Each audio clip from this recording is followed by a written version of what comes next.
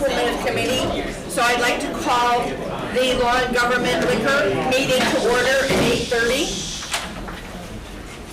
Kathy, can I ask you to do a roll call for me, please? Sauger. Here. Wagner. Here.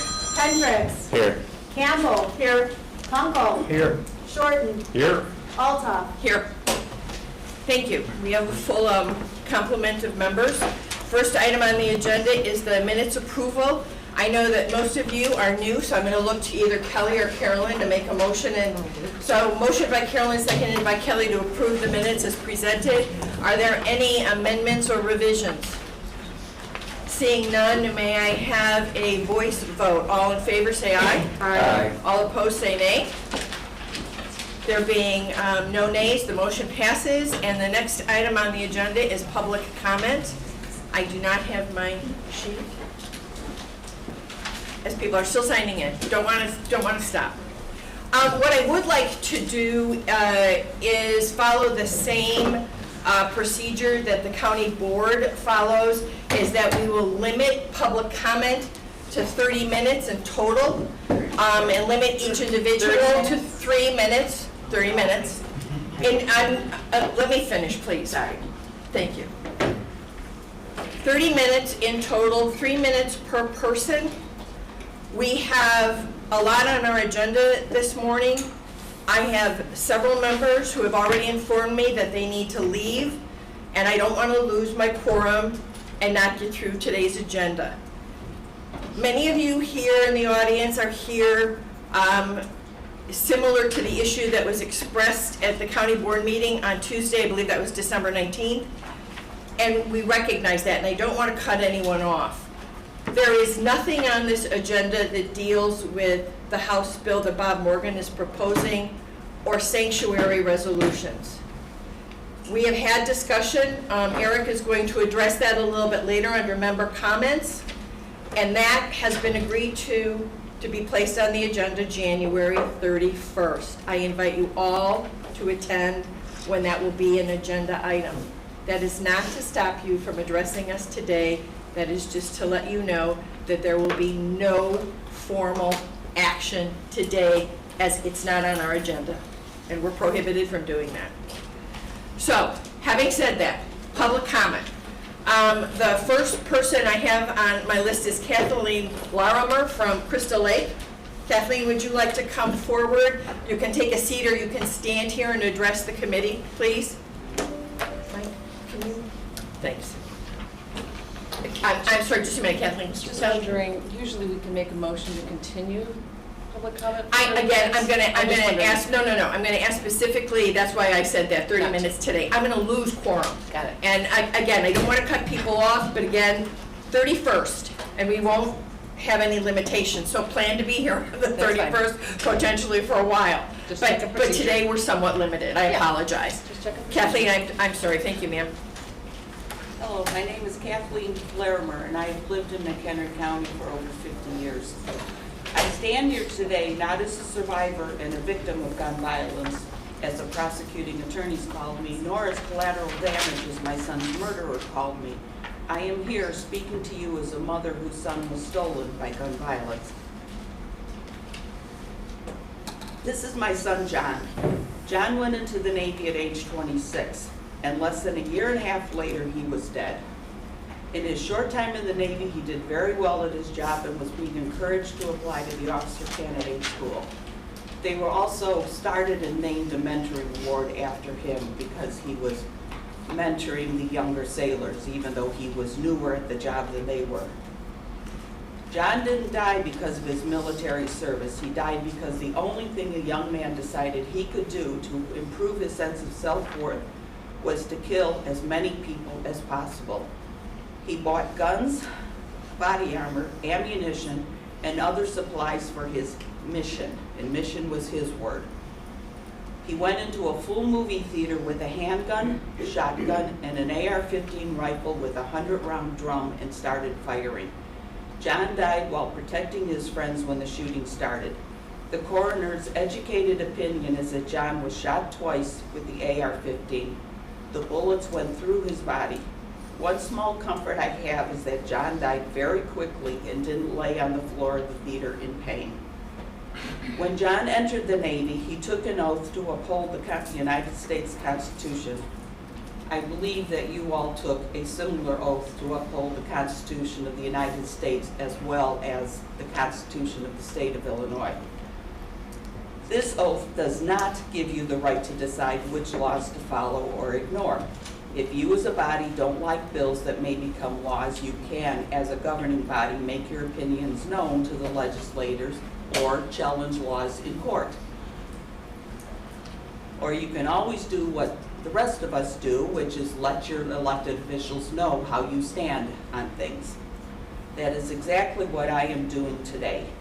I, as a citizen, cannot choose which laws to follow or ignore. Why do you think that you have that right? Thank you very much.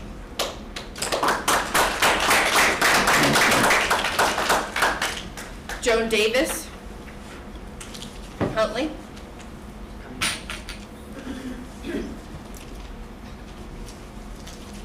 Joan, is it I had a easier little for you toe to- surgery, so I'm moving slow, but That's quite all right, ma'am.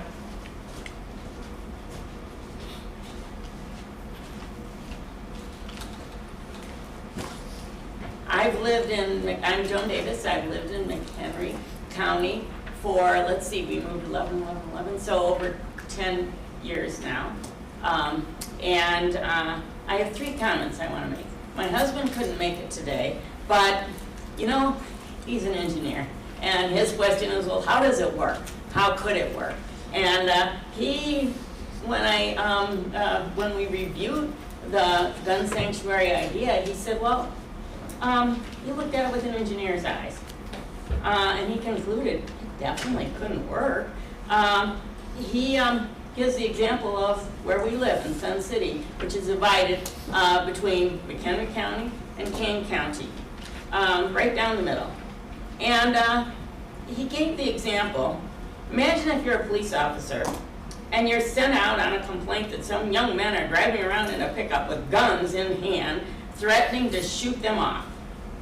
You've got an obligation to investigate, and you stop them, and now you need to consider what county the truck is in. If McHenry County, if you're in McHenry County, there will definitely be conclusion if gun sanctuary's status is there, because you don't know if normal gun laws apply. It could be different, even across the street. And there'll be confusion over who must obey these gun laws, and it's going to make enforcement for these hardworking police officers almost impossible. That's his take on it. He's practical. He wants to know, could it work, would it work, and he definitely is against the gun sanctuary idea. Mine is more philosophic, and it kind of reflects what you've already heard. How can we have an effective government when a city or county or community decides to have their own rules and refuses to follow state or federal regulations because they don't agree with enacted legislation? It's patchwork government, and it doesn't work, especially when people are moving between cities and counties. It leads citizens to think they can simply ignore laws, however legally instituted, and however big the majority is that voted legislators and regulations in. Sanctuary efforts are dangerous because they undermine our faith in government. And as a former public health nurse, I'd like to make sure our most vulnerable citizens or community members are made as safe as possible. I don't think that will happen under gun sanctuary laws. We've got so many guns already that are a horrible problem in this country. Can you bring it to a close, Joan, please? I can. Thank you. If guns are present in homes, there's a more than 500% chance that a woman will be killed during a domestic violence incident. We don't need more guns or relaxation of guns. Thank you very much. Nancy Glisman of Huntley, and then it'll be Julie Jensen of Cary that follows. Good morning, Nancy Glissman. I live in also live in Sun City, Huntley, in the McHenry County portion, like Joan. So every time when this came up before, I always have to look up what is a gun sanctuary. So I looked on my iPhone. Second Amendment sanctuary, also known as a gun sanctuary, refers to states, counties, or localities in the United States that have adopted laws or resolutions to prohibit or impede the enforcement of certain gun control measures, laws, which are perceived to violate the Second Amendment, such as universal background checks, high-capacity magazine bans, assault weapon bans, red flag laws, etc. So I'm thinking to myself, so who would like to have this kind of measure in place in McHenry County? Well, it's the estimated a quarter of the population in the United States that are far-right authoritarian people. That's who would be like these kind of measures. Will mom and dads that have kids in school like this? No. In my opinion, no way.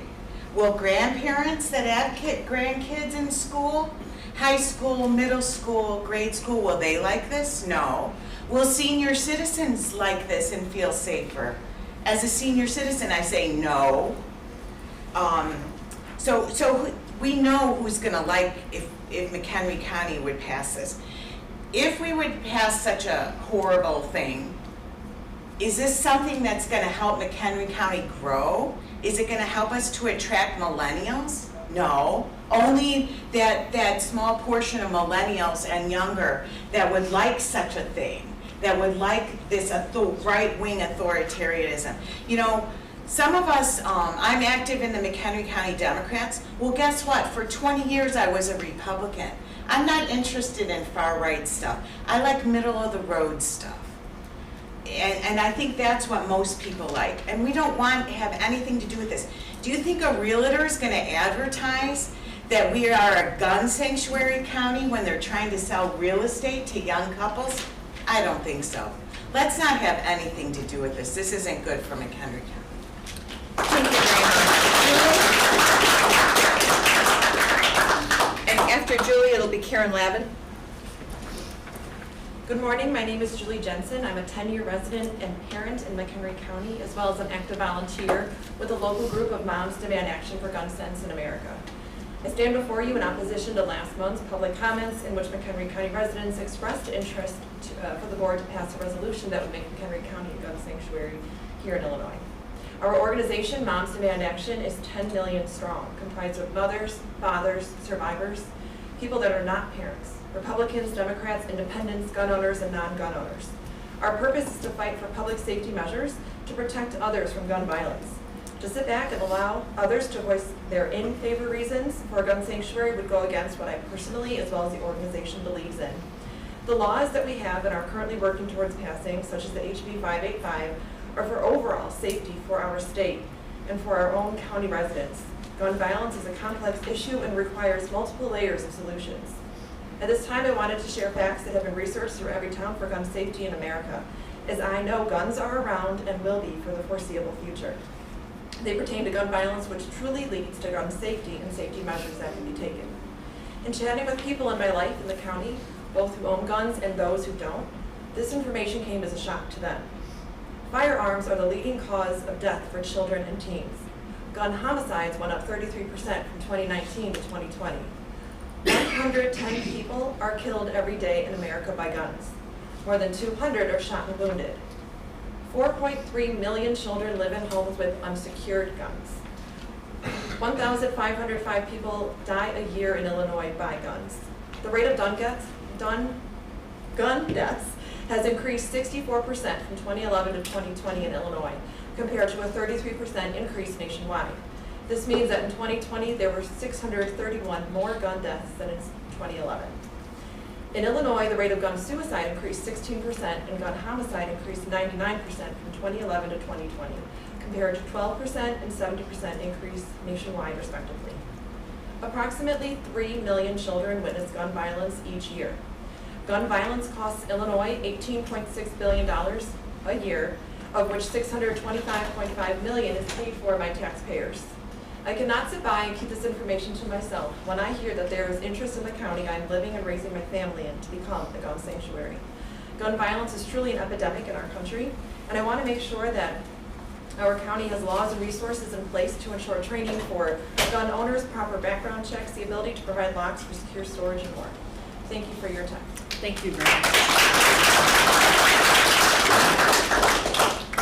And after Karen, Ruth As someone, Excuse me.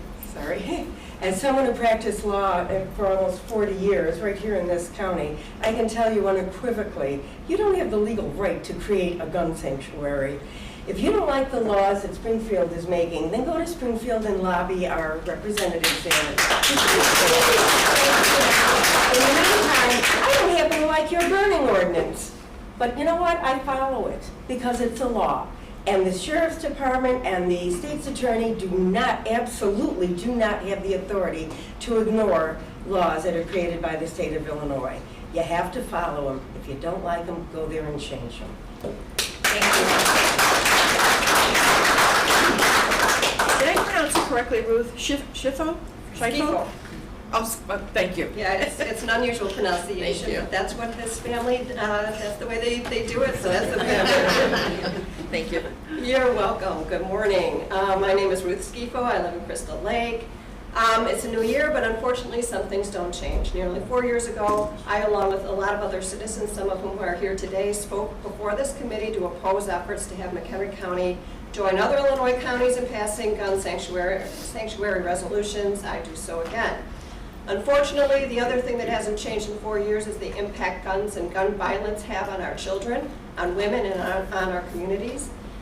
And every effort made by our state and federal government to pass reasonable and popular gun safety laws ignite extremists who want to do nothing to change the fact that firearms are the leading cause of death for American children and teens, but want to encourage our local law enforcement agencies to ignore the laws they are sworn to uphold and defend. Let's start. I don't want to go into it because everybody's done a much better job about the fact that it's not the job of county boards or law enforcement officers to determine whether a law is constitutional. It's the job of the courts. I'm sure you're aware that such a resolution would have no backing in law. It's simply sending a message. Perhaps there are more important messages that need to be sent. Why declare McHenry County a gun sanctuary? Under any definition, the U.S. is already a gun sanctuary country. According to estimates, there are about 393 million privately owned firearms in the U.S., or in other words, 120 guns for every 100 Americans. We have the Second Amendment. So what's this really about? Maybe you should be worried about the statistics that Julie mentioned. Here's another one. Nearly 1 million women alive today. Think about that. 1 million women have been shot or shot at by an intimate partner. More than 2,100 children and teens die by gun homicide every year. Now's not the time to send messages. We need to get serious about gun violence in the U.S. and in our state for the sake of our children, for the sake of women, for the sake of all of us. Thank you. Bruce specifically indicated he wanted to talk about that House Bill 5855. Bruce, are you here? Yes, I am. Thank you, sir.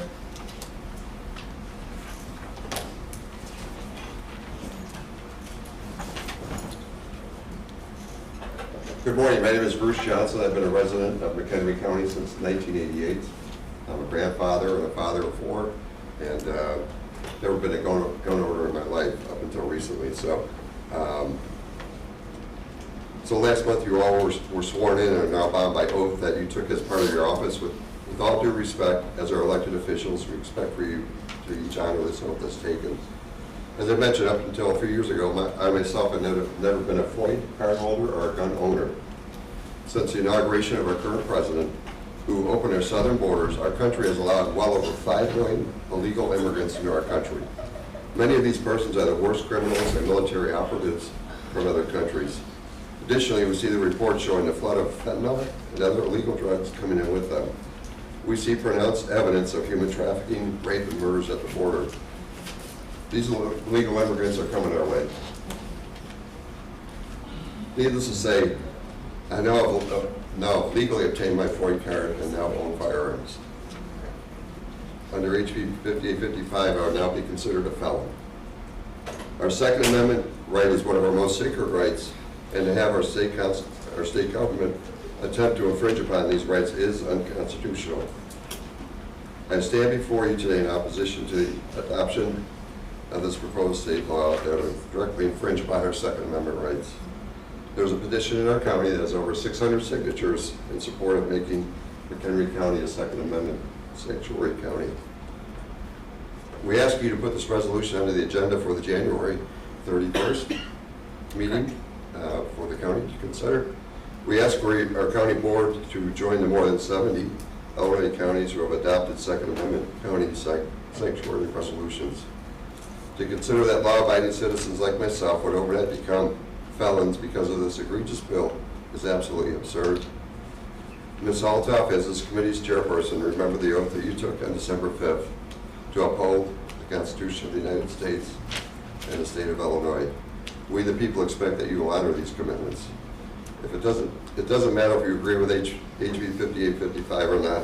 It's clearly spelled out, Section 22 of the Illinois Constitution, right to arms. The right of the individual citizen to keep and bear arms should not be infringed. Thank you. Thank you. Next up is Edward Gogol. Yes, thank you very much. Thank you. My name is Edward Gogol. I'm a resident of Crystal Lake. And, you know, I also did not own a firearm until about 1999 when my wife was convinced that civilization was going to end because of the Y2K. I am however, at that time, I went through a firearms training course. I got the card. I bought a firearm. I own and possess a firearm. I support the right of law-abiding citizens to own and possess guns for their protection or whatever. But guns are like driving. They are both a right and a privilege. Nobody says you have to get a license, you have to pass a test, you have to have insurance, you have to abide by all the rules and regulations. It's the same thing with guns. We need sensible gun regulations. We don't want people walking into places like this with assault weapons that they can turn around and kill us all, just like happens way too often in our country. So we need sensible gun regulation. Lives are indeed at stake. They continue to be at stake. Look at what is happening in the United States every single day. Thank you. Thank you. We also have two additional speakers on our list, Jen Crick and Susan, I can't read your last name, Langing? Oh, my goodness, sorry. So Jen, can I ask you to come up, and Susan, then can you be on deck? I didn't. You didn't check in. All right, yes, Jeff, you can conclude.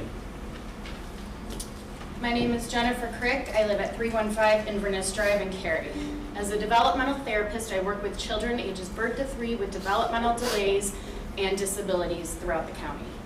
Before being elected president of the Illinois Developmental Therapy Association, I served as a legislative chair working with dozens of advocacy groups and state legislators to enact policies that best serve our children and families in Illinois. I also served on the D26 school board. I have made a lifetime of advocating for our children.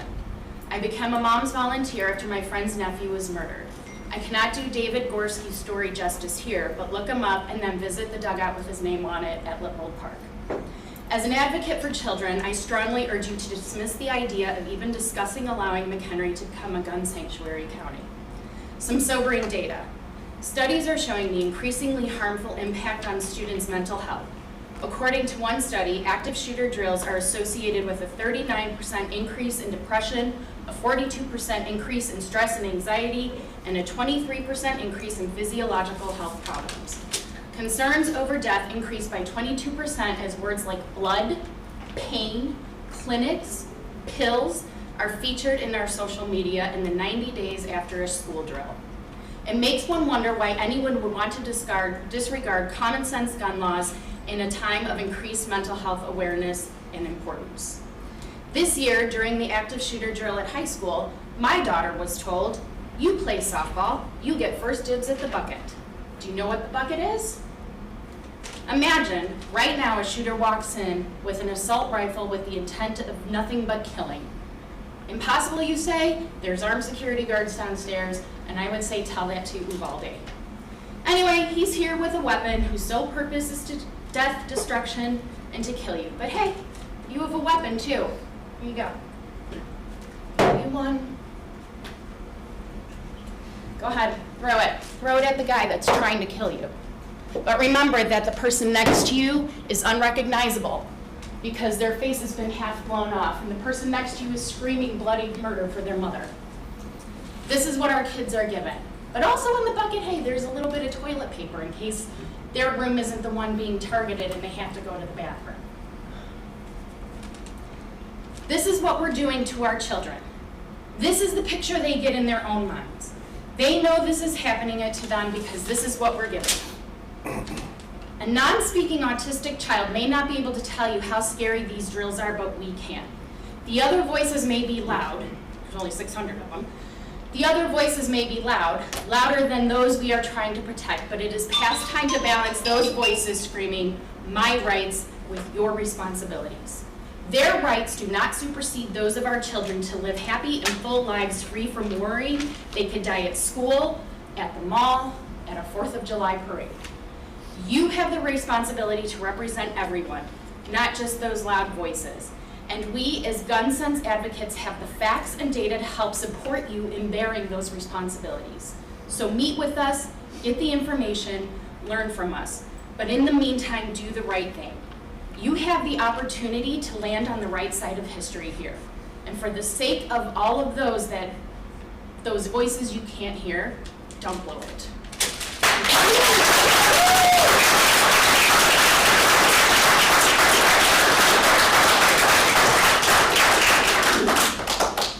Good morning, my name is Susan Labai, and I'm pleased to have the opportunity to come here this morning and reply to the public comments that you heard supporting a gun sanctuary in McHenry County. When this issue last was discussed, the board made the wise public safety decision not to proceed. Since then, we have seen the massacre on the 4th of July, one county over. I do not want to see the gun violence that occurred in Highland Park happen in Crystal Lake, and I don't think the members of the board do either. I would remind all of us that any constitutional right is subject to reasonable time, place, and manner restrictions. And we know that vigilante justice is not reasonable. We see that in the events in Kenosha, another nearby community, and the dissemination of military weapons within a civilian population is not wise for public safety. I would ask you to keep these facts in mind as you consider how to proceed on this important question. Thank you for the opportunity to express these concerns. Thank you very much. Mr. Thorson, would you like to conclude the public comment period, please? But he didn't sign in? Yeah, he signed in, he just didn't Okay. check. Okay. And so I Thanks. went beyond, assuming if I got to 30 minutes. Thank you all for giving me an opportunity to speak. First and foremost, I think that we're conflating two issues. I think that a lot of people did talk about the sanctuary issue, but I think what really brought people out was House Bill 5855. And House Bill 5855, in many people's viewpoint, and probably more than you can realize, feel that that bill is a draconian attack on our Second Amendment rights. So those people have an issue, and that's what they came out to speak about. There was some speech and some talk about sanctuary county, but when you conflate the two, you wrap them together, it makes it a whole lot easier not to see the goal, the focus. And the focus here is we have a bill that we want to have an opportunity to speak up on. And a bill in the state, the way we can speak up to the state is through this committee and through our board. And that's what we're really asking for, is an opportunity to be heard. What we're asking for is our board to make a decision whether or not they're going to be heard. That's all we're asking for, at least as far as I understand. having a resolution that would either support or deny House Bill 5855 is not rocket science, it's simple. And I believe that the board has a duty to all the people that came out, that you all disagree with, many of you disagree with, that's fine, but we do have a duty to make a statement, to have that statement made one way or the other from the county, and the rest of us who are represented by our county officials have an opportunity to witness that.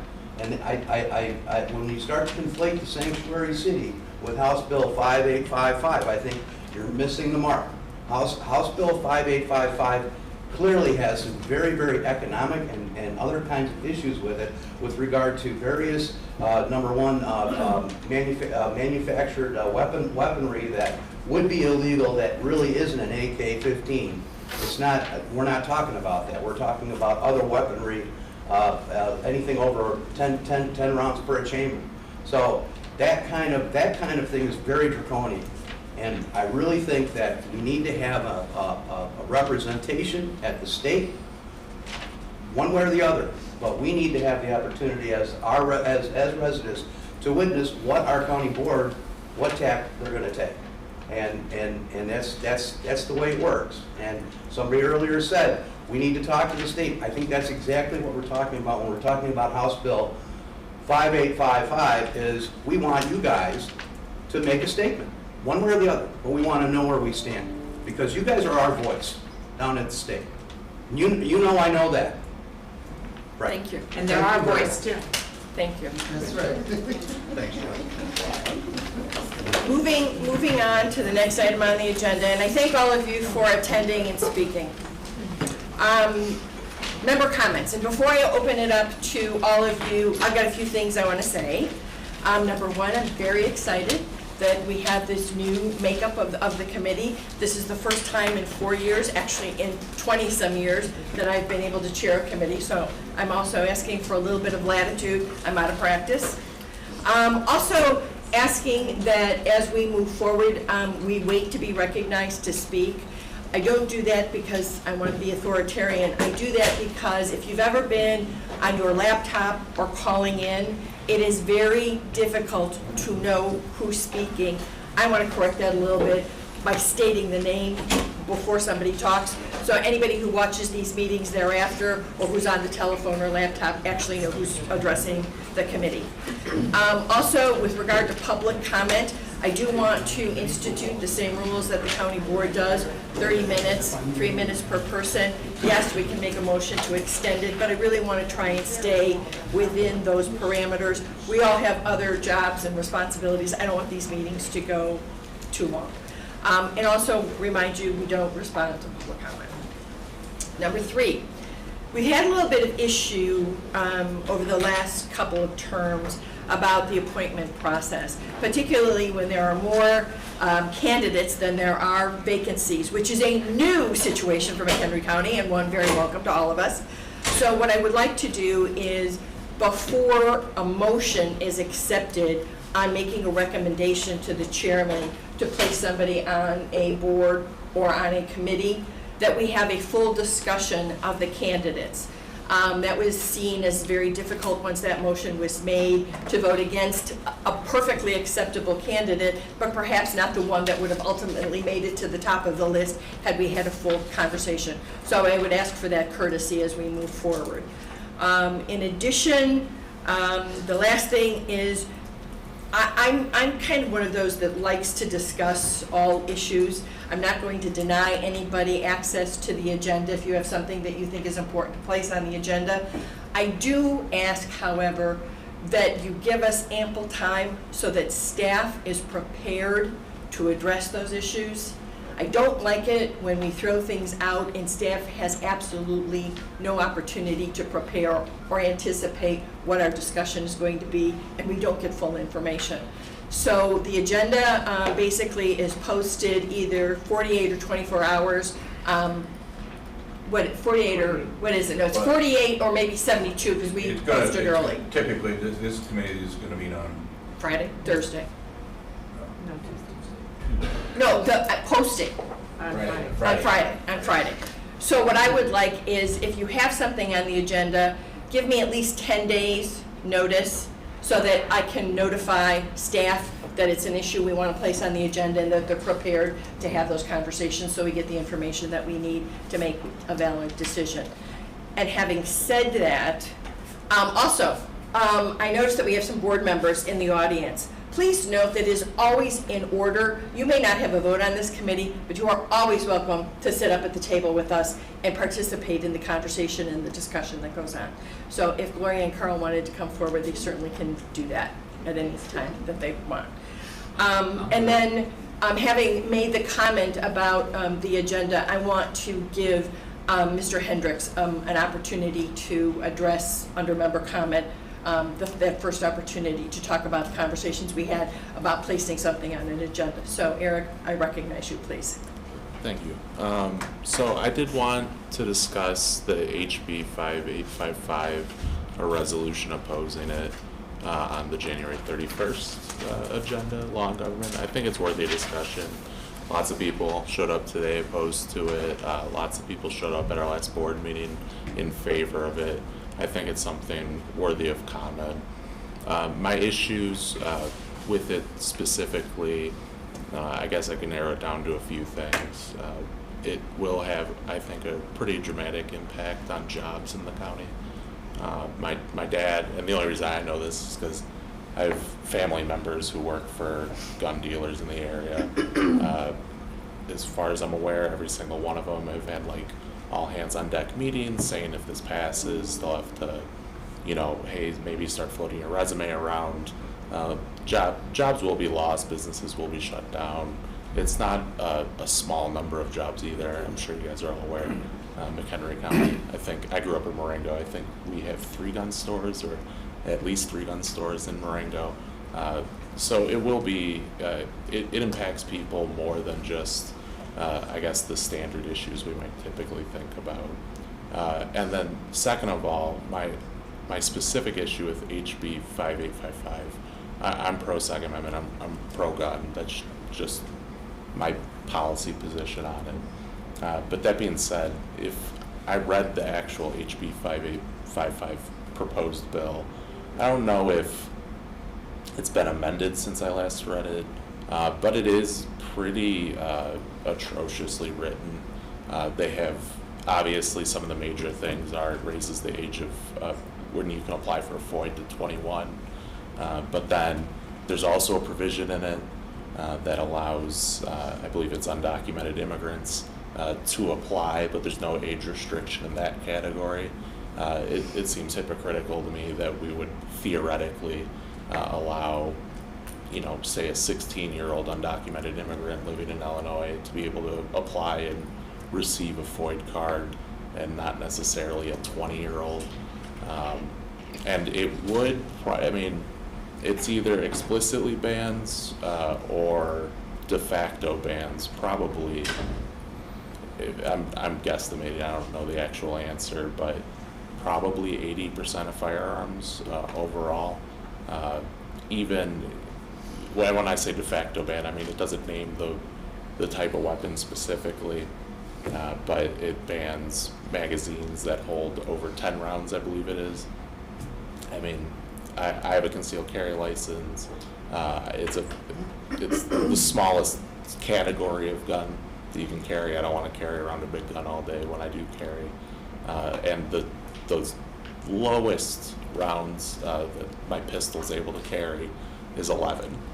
So that would be banned, and that's just a normal handgun. I think it's probably 80% of handguns have magazines that are over 10, as in there aren't options for 10 or less. And so that in and of itself, I think, is ridiculous. I know everybody feels some type of way one way or the other about, the AR-15s or I guess the maybe more scary looking weapons in the world, but this would this bans some revolvers just because of the bullet size, and I do think it's an ill-drafted piece of legislation, and the way it is drafted, I can't even imagine it would get upheld in the court when I think there's probably pretty inevitably going to be a lawsuit about it.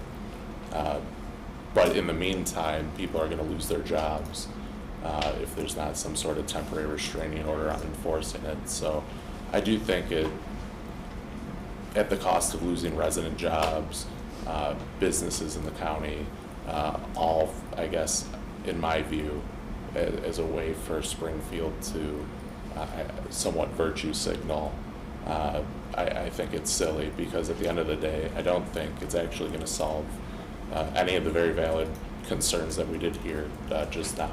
I don't think it's going to reduce crime. Illinois' got the, someone mentioned, one of our public commenters mentioned Everytown for gun safety. They're a pro-gun control organization.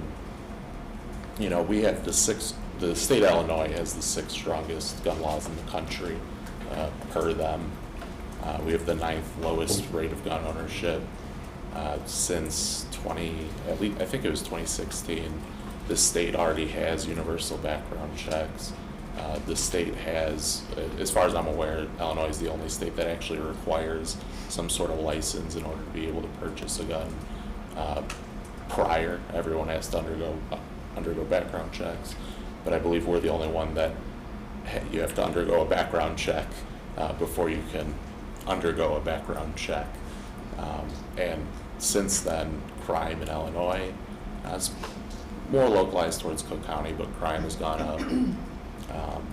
And so I don't actually think that, you know, these horrific people who are going to go commit these horrific crimes, shoot schools or parades or do some other disgusting act of evil, I don't think they're going to care that the weapon that they're using is illegal. So what this is effectively doing is making law-abiding residents of the county into potential felons and likely felons.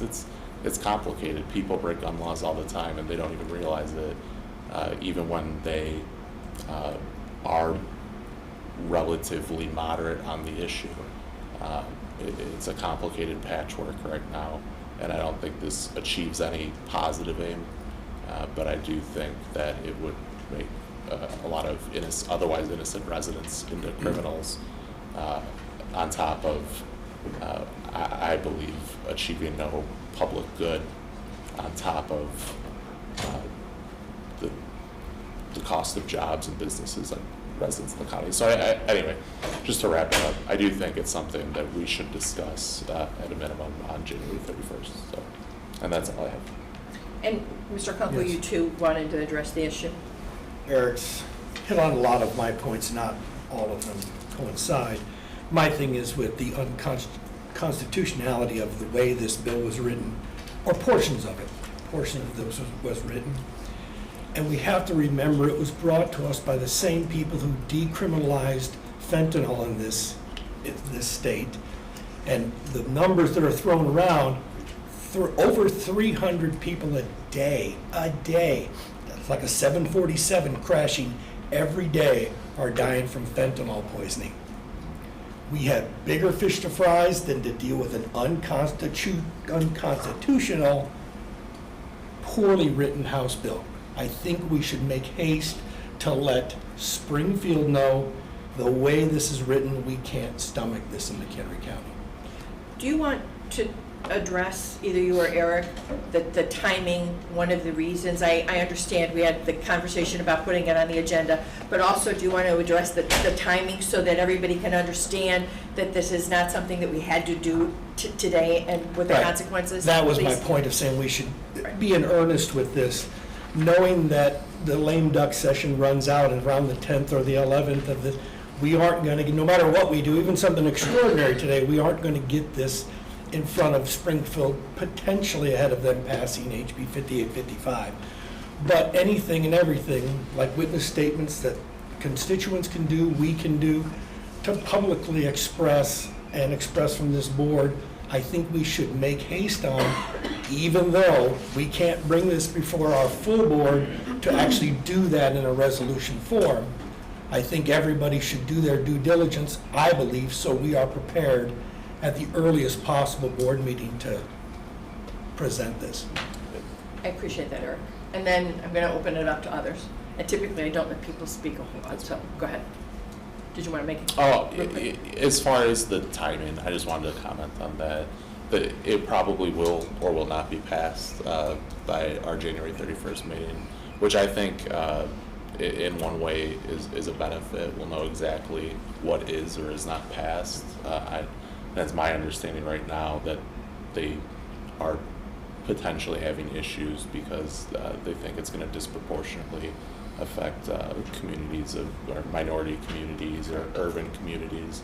And so as far as I know, maybe it won't pass. I do know they're getting some pushback from the Chicago Democrats a little bit, but that, I guess, it's good because we don't need to speculate, because I know amendments can happen.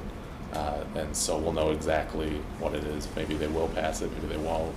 Maybe what they pass will be dramatically different than what some of our concerns are today, so. Appreciate that. Anyone else have any comments on this particular issue? Ms. Wagner? I do, yeah. First of all, I want to thank everybody who came and spoke. I very much appreciate you guys taking time out of your day to come tell us your opinion. I have spoken with our sheriff, I've spoken with some police chiefs about this, and I understand the concern about this bill. My main focus is protecting our children and protecting our citizens. So, as a couple people have spoken, those active shooter drills, they have been traumatic. I've seen it in my own child. So, whatever we decide, I want to make sure the focus is on safety, not specifically people's rights, because safety is more important in our county and in our country. I'm not saying I want to take people's rights away. The reason I'm saying this is because Mr. Thorson brought up a good point. There may be a difference between a gun sanctuary and the 5855 bill, and I'm hoping that if this does come up on the agenda, that we specifically speak to 5855. Not gun sanctuary, specifically this bill, because that is our job here in our committee, is to speak, send the message to Springfield about what they are making decisions on. And I would like us to be able to speak with facts and have concrete evidence maybe on what we're deciding. And I just want to make sure that we are not speaking overall arching on gun sanctuary, because I'm completely against, and most people I think are against a complete gun sanctuary county. And I agree, Mr. Hendricks talked about most likely amendments will happen, and so I also think that we don't need to be in a hurry, because I don't think it'll pass right now. We have a chance for amendments, so I'm okay with it on the 31st as long as we're specific on 5855. Brian or Carolyn? I truly appreciate the commentary of today and frankly of the last county board meeting. I think that we have to focus upon the fact that the center of democracy is the opportunity to speak and to discuss. And so this is one thing I think is so important, that we be open to a dialogue and to discussion. And so I think therefore the request by Mr. Hendricks and Mr. Kunkel, to put it on the agenda in the future is most appropriate. Because I think it's important that we have that chance to dialogue with each other on behalf of the residents that we serve. I'm going to say also, however, that I personally believe that the decision of the state legislature is pretty well cast. I think that this bill is likely going to pass, but I also believe firmly, just as other bills, that this is going to come back and it will be amended, and probably significantly so. I also believe that it's going to go through court process, and there will be a number of things raised about the legality of this, constitutionality of this, etc. So it is going to go through the courts. That's not our purview. Our purview is not to pass this bill. Our purview is not to try to amend this bill. Our purview is not to deal with it in the courts. That's not our job. But we can open the opportunity for dialogue.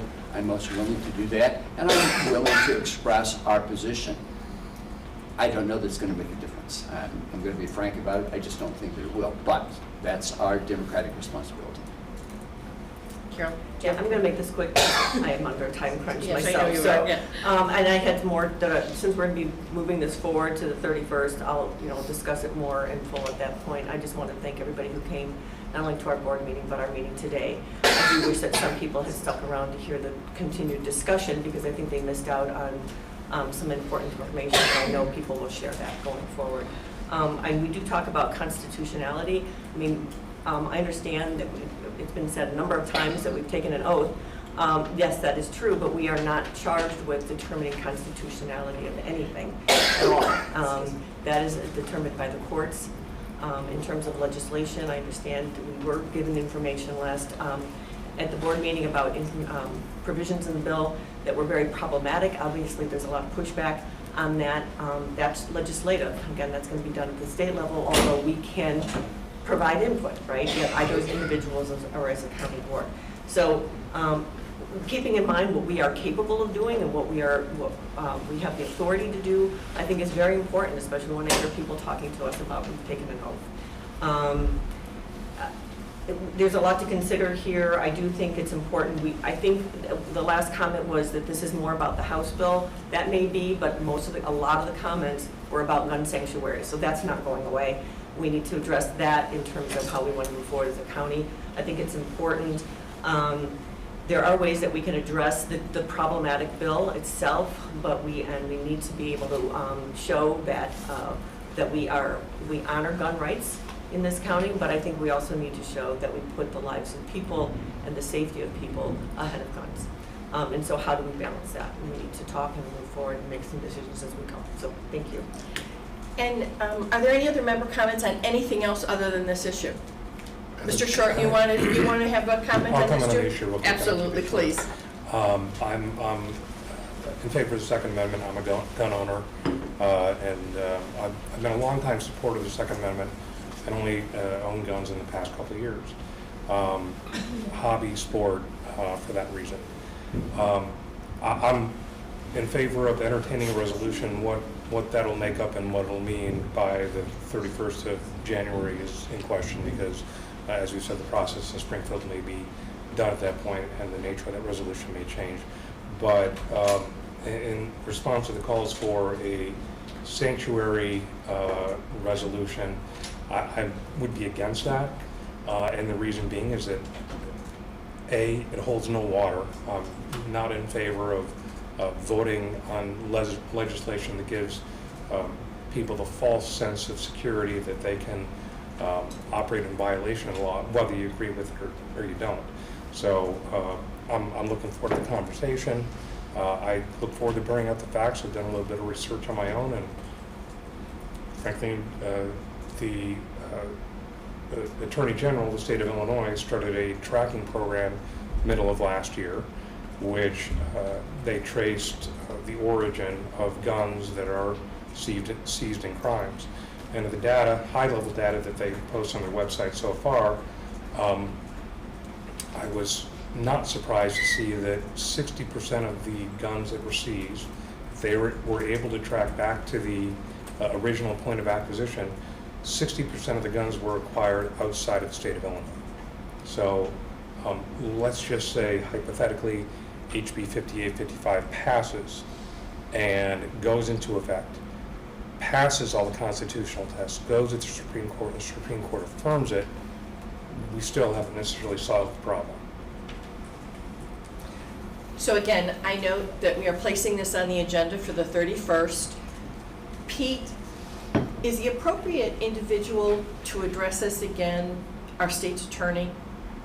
Do we need to ask the sheriff? I honestly am asking because I don't know. Would it be more appropriate for Patrick again to attend the meeting? On the subject of what is a gun sanctuary county, what does that mean? We have asked the state's attorney, parallel background, an education piece. We've had massive conversations. What does this mean? What does it mean? What does it not mean? And yes, they're preparing that for you. Okay. And then with regard to the actual legislation itself? That one, I'm looking at Capital Facts here this morning, and it's clearly going to change that. It won't, if there is such, that bill by its number, 58, 55, Will not. won't exist likely by the time we have your county board meeting. Unless by some Hail Mary, something passes, again, very amended this week. It's really got to happen. So, we will be tracking it. It's clearly got a lot of people's attention. And to the extent that we have something to react to by that number, or if there's some new legislation introduced by a different number, we'll have something to react to, and we can prepare some points and resolutions. Analysis, Right. okay, and I can help with that too. Are there any other member comments outside of this particular issue that anyone has for this morning? I've asked Pete before I get into the agenda, and I apologize to those of you who are waiting for us to interview you for the position. However, They're both here. I know they are. I've asked Pete to give all of you kind of a brief summary of the Safety Act and where we are and what has occurred, and kind of a little historical of how this committee and the board approached our response and our action with regard to that legislation. Might give you a little better idea of the template of what we've done in the past and how McHenry County has responded. And I do believe, I look at Carolyn and Kelly, was that a unanimous vote when we passed the resolution opposing the Safety Act? No? Okay, it was almost. But Pete, if I could ask you to kind of give a little bit of a historical on how we approached that, what we did, and then where we currently are. And I just want to indicate that our state's attorney was very much engaged in educating us about that and then participating at the particular constitutional challenge. We talked a lot for the last several months about safety, but in particular, the component of the Safety Act was the Pretrial Fairness Act that really had the impact of dramatically impacting how local law enforcement and our court system engage with offenders and their ability to detain them. I am so impressed and proud with how the 22nd Circuit has responded in our state's attorney's office, and we've been, I don't know, nearly weekly meetings now since September to prepare for a response. And many of those meetings also with area police chiefs, so it's done a good job in bringing the police chief. So kind of put all that together. We got, I think it was Wednesday evening, Norm's in the back of the room, Wednesday evening, the group of 65 Illinois counties that McHenry County was partnering with won their case in Kankakee County. All those cases were pooled together. So we learned then late Wednesday night that it might not be that Sunday morning bond court was going to be different without cash than we thought. Kind of waited and bated breath all day Friday to see if the Supreme Court was going to do anything. Got the word on Saturday that the cashless bail system that was to go into effect Sunday morning has been put on stay. So For the entire state. For the entire state. And there was really three scenarios that we saw could come. You could say just for the 65 counties that it would be put on stay. You could say it's all 102 counties, it's going in as written, and then we're going to hear the case later. Or of course, the latter, where all 102 counties it's stayed. So now we're waiting. I don't know what the timetable is going to be. I don't know how rapidly the Supreme Court will take this up. But again, we've been prepared and been nimble throughout the process. And to the point, I mean, Friday at 11 o'clock, we had a dry run of what's going to be a cashless bond court situation on Sunday morning. We were ready for it. It didn't happen. We were ready for it, and it may happen. Maybe it happens March 1st. Maybe it happens April 1st. We don't know, but we've been ready for it. To your point, though, Ventura, as a body, this body gets 12 chances a year to take a position on legislation. And we get 12 chances a year. And you were pretty deliberate about this, and you said there was I don't even recall if this was it October. I can't remember specifically. I can't either. But the board did take a position, generally against safety, but specifically against the pretrial fairness. Right. And again, lots of discussion, lots of education. We brought as many people in as we could to try and answer all of our questions before we actually took Let me, action. and I apologize, I'm ready. No, go. We sort of, from my perspective, I don't think there was ever really an expectation that this was somehow going to be legislatively overturned. Right? It was about, we have concerns about how this legislation is drafted and some ideas on how it can be improved. And there was some modifications made in November, some perceived as improvements, not enough in many eyes, but there was some incremental changes that were made in November. We're gonna perhaps see where this goes. That 12 chances a year to take a county board position is something we have to keep in mind. Right. And I just wanted everybody to understand that we actually took action after legislation. It was actually originally passed back in 2021. We actually took action after the amendments and the so-called improvements to that. So we have ample time to address our concerns and delineate what they really are. And I would also indicate retail is, it gets lost in a conversation, but I think that that's an extremely important When we aspect. talk about safety in general, that's a big piece of legislation. We're already Addressing. We're responding. Our officers are wearing body cameras this year. Shailen has put together a team now to train the trainers on all the new sorts of trainings that need to be required of officers. And you funded the public safety social worker program that's going to be doing those trainings. We're on. Just wanted to give you a little historical. So anybody have any other questions, comments? Can we move on? All right, I'm going to ask, Richard and Scott, do you have a problem coming up together and being interviewed kind of sort of in tandem? Can I ask you to do that and take a seat up here? Thank you, I appreciate it. We have with us Richard Hemmingsen and Scott Higgins, both who are applying for the vacancies on the Marengo Rescue Squad. I'm going to ask both of them to give a little bit of background about who they are and why they're, again, in front of us, asking to basically retain, right? Both of you are coming back to retain their positions on that board. Thank you, Matt. I wanted to do that. It was my order. Again, what I would like to do, can I start on my agenda? Richard, you're first. So can you address and give a little bit of background and some other information? My name is Richard Hemmingsen, lifelong resident of Union Fire Protection District, which is part of Marengo Fire Protection District in McHenry County.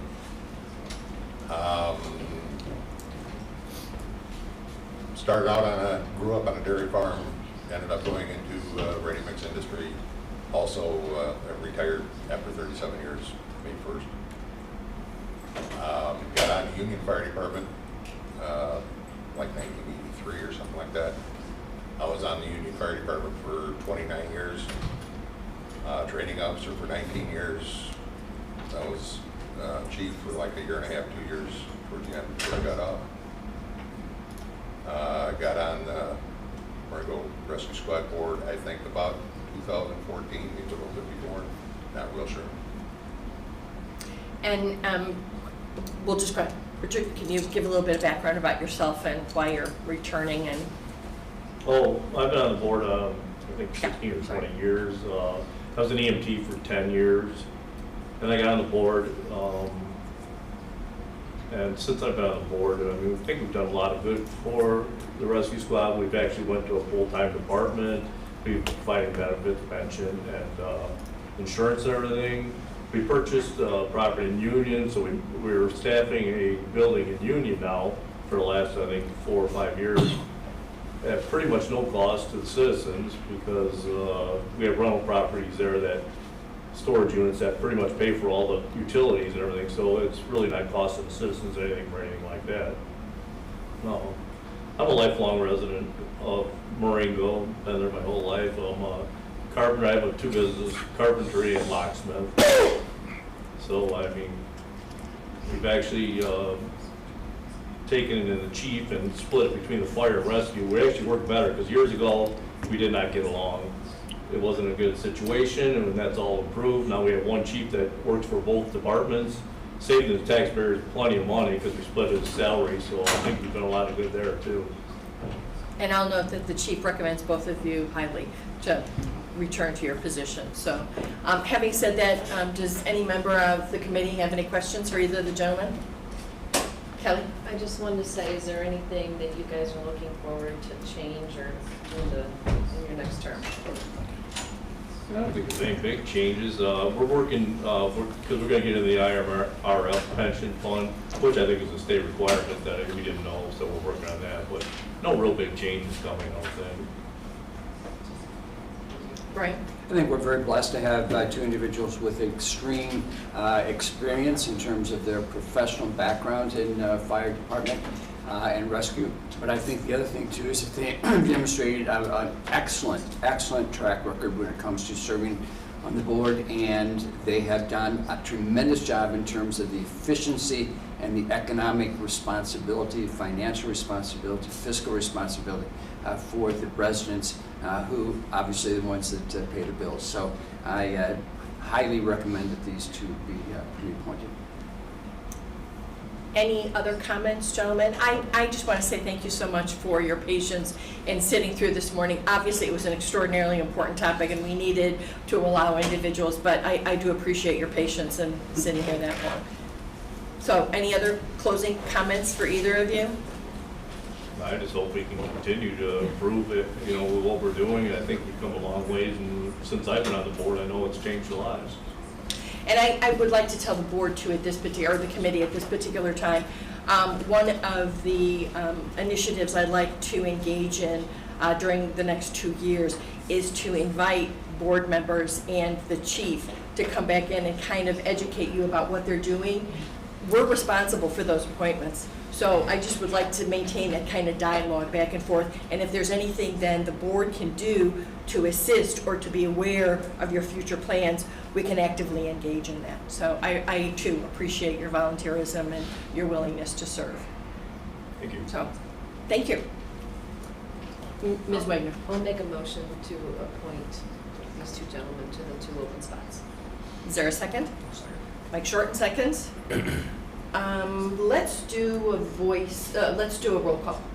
That's okay, Kathy.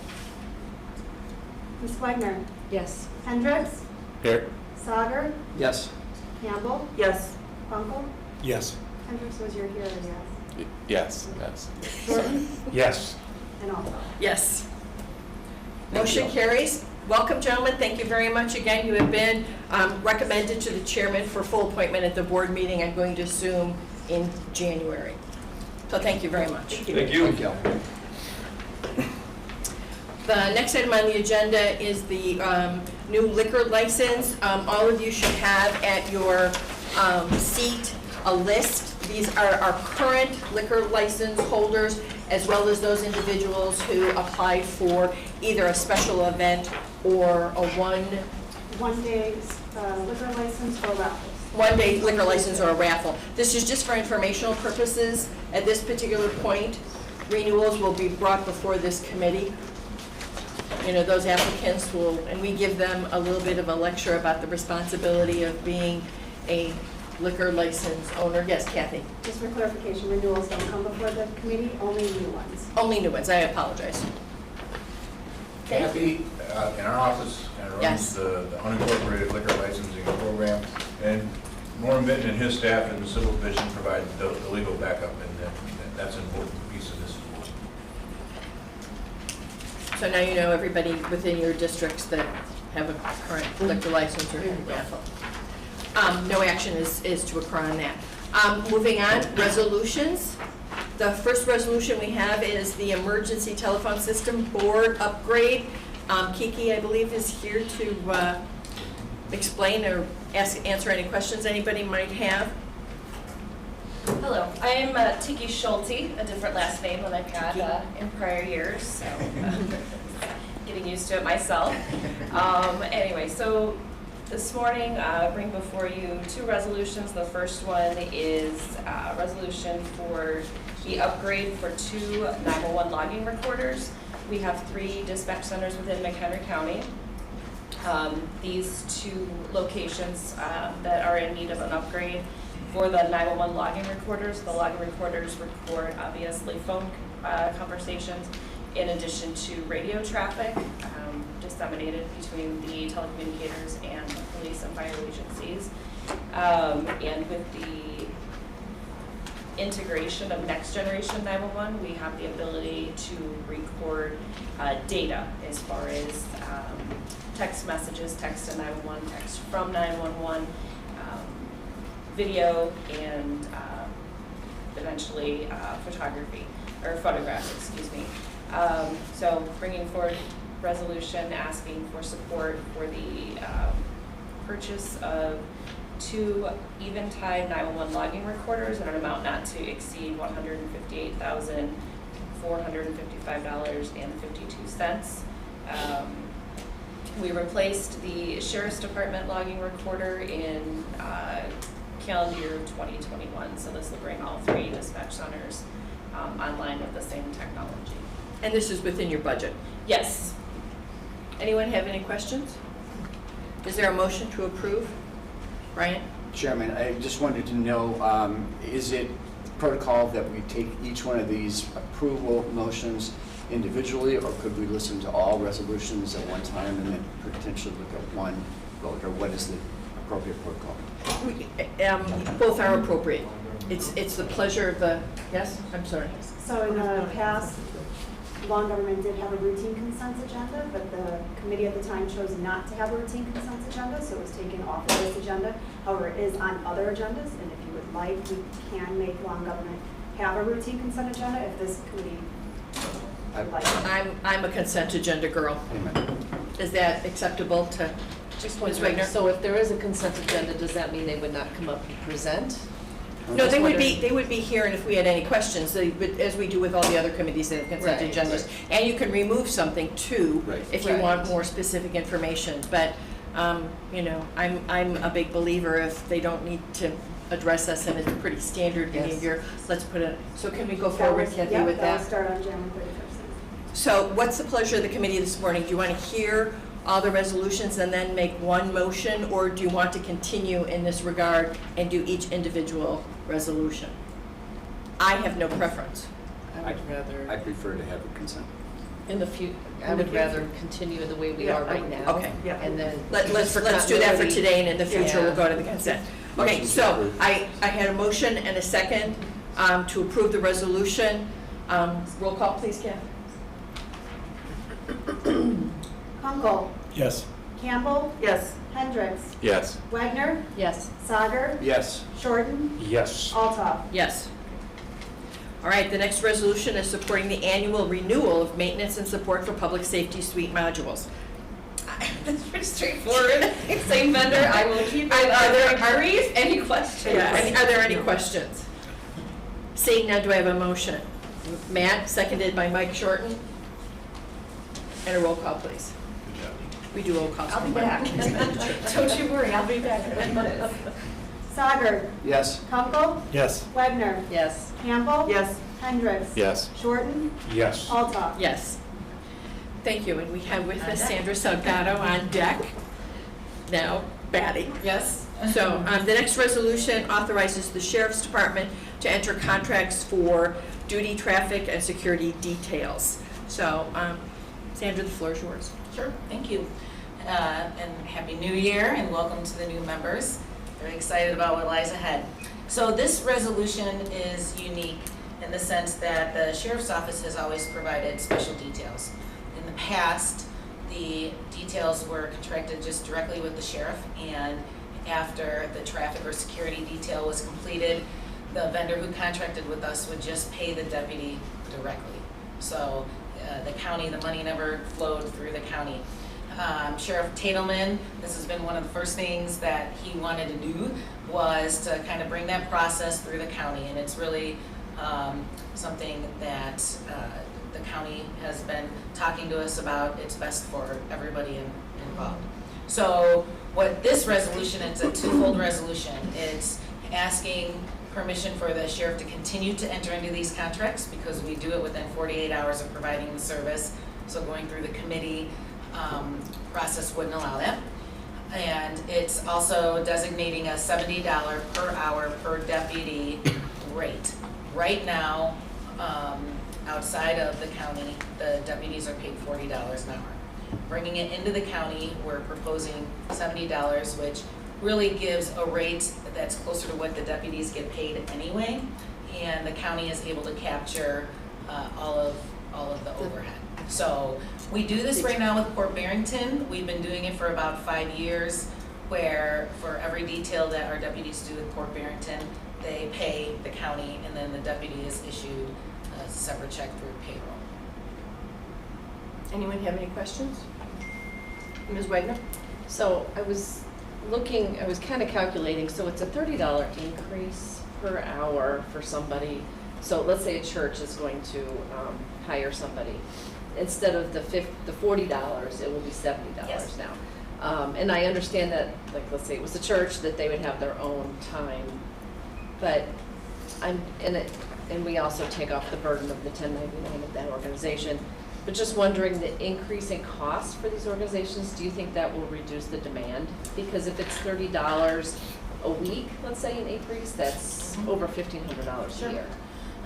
We're still the lowest at 70 that can provide any type of detail, and we consider that against other municipalities, which are closer to like $95. And then you have your private security, which are a little bit more limited in what they bring to the table. So we did look at that. We did a lot of research. We reached out to other counties to kind of see where they were, and ultimately there may be individuals that drop off, but You gotta cover our costs. we got to cover our costs, and this is good for the deputy Fuel. too. If something happens while they're doing one of these details that are relatively safe, but who knows what's going to happen nowadays.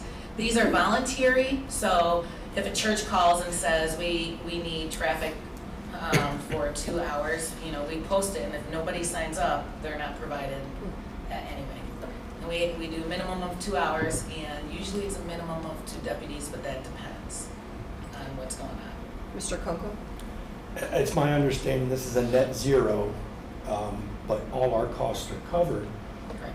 Fuel is a point that I thought of. If fuel does escalate the way it is, will this charge grow to cover that, or will the deputies take reduce to cover that?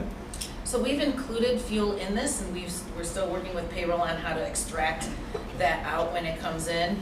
Most of these details really don't include a lot of fuel usage. So they're either going somewhere and providing security and traffic at that. It's not patrolling for hours and. Right, but at wintertime, cars run almost constantly to keep all the electronics going and things for an officer. I just wonder if there was a provision in there to There make is. sure the county doesn't accidentally start losing ground on this.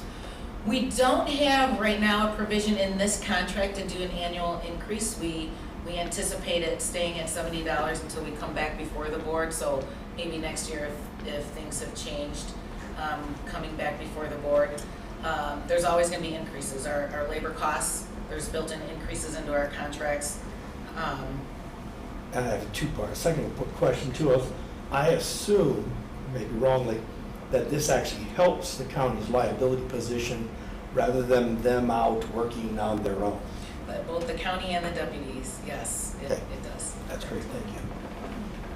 And is this pretty much a template that you've seen in most other We stole it situations like from this? other counties That's what I thought. Okay. directly. And yes. Do I have a motion then to approve? Mr. Short, and seconded by Carolyn Campbell. And a roll call, please. Kunkel, Yes. Sager, Yes. Campbell. Yes. Wagner, Yes. Hendricks, Yes. Shorten, Yes. Altough. Yes. Thank you very much. Thank you. And the last resolution for us to consider today is an agreement with the Office of the Illinois State's Attorney, Appellate Prosecutor for fiscal year 2023. And we have from the State's Attorney's Office, Norm Benton. Good morning. This is a contract that we've entered into every year for the 11 years that I've been with the State's Attorney's Office. And it's a yearly contract, and what the Appellate Prosecutor's Office does is they provide several services to us. They provide appellate services for us for criminal convictions. Theoretically, they could do it for civil as well, but we handle our own civil appeals in-house. But for criminal convictions, when a defendant appeals, the Appellate Prosecutor's Office will take that appeal up. They provide us advice, whether it's written advice. We call them regularly and say, hey, what do you think about this issue? And they give us advice on that. They also provide conflict counsel. so that if we have a conflict, we can call upon them with a court order. We can call upon them to come in and serve as conflict counsel and be basically appointed as special prosecutors. They also provide continuing legal education, although we have taken much of that in-house now, so we don't take a big advantage of their CLEs, but we still do. The way we vote, it's $41,000.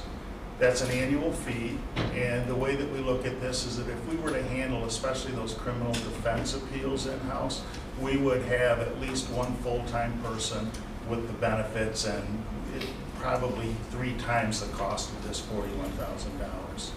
So we look at it as a cost savings, and also it's like somebody right there at our fingertips that we can consult with on delicate issues. Any questions? I just have one. Approximately how many criminal... Yes, Mr. Hendricks speaking. Go ahead. Approximately how many criminal appeals are handled every year? I don't know about for 2022, but I know in 2021 there were probably about 10 that they handled. This is a bargain. Yeah, it is a bargain for what if we were to handle them in-house. And I'm certain that you're pleased with the service that you've received. Yeah, absolutely. You know, and the director of that office is Patrick Delfino. He's been there many, many years.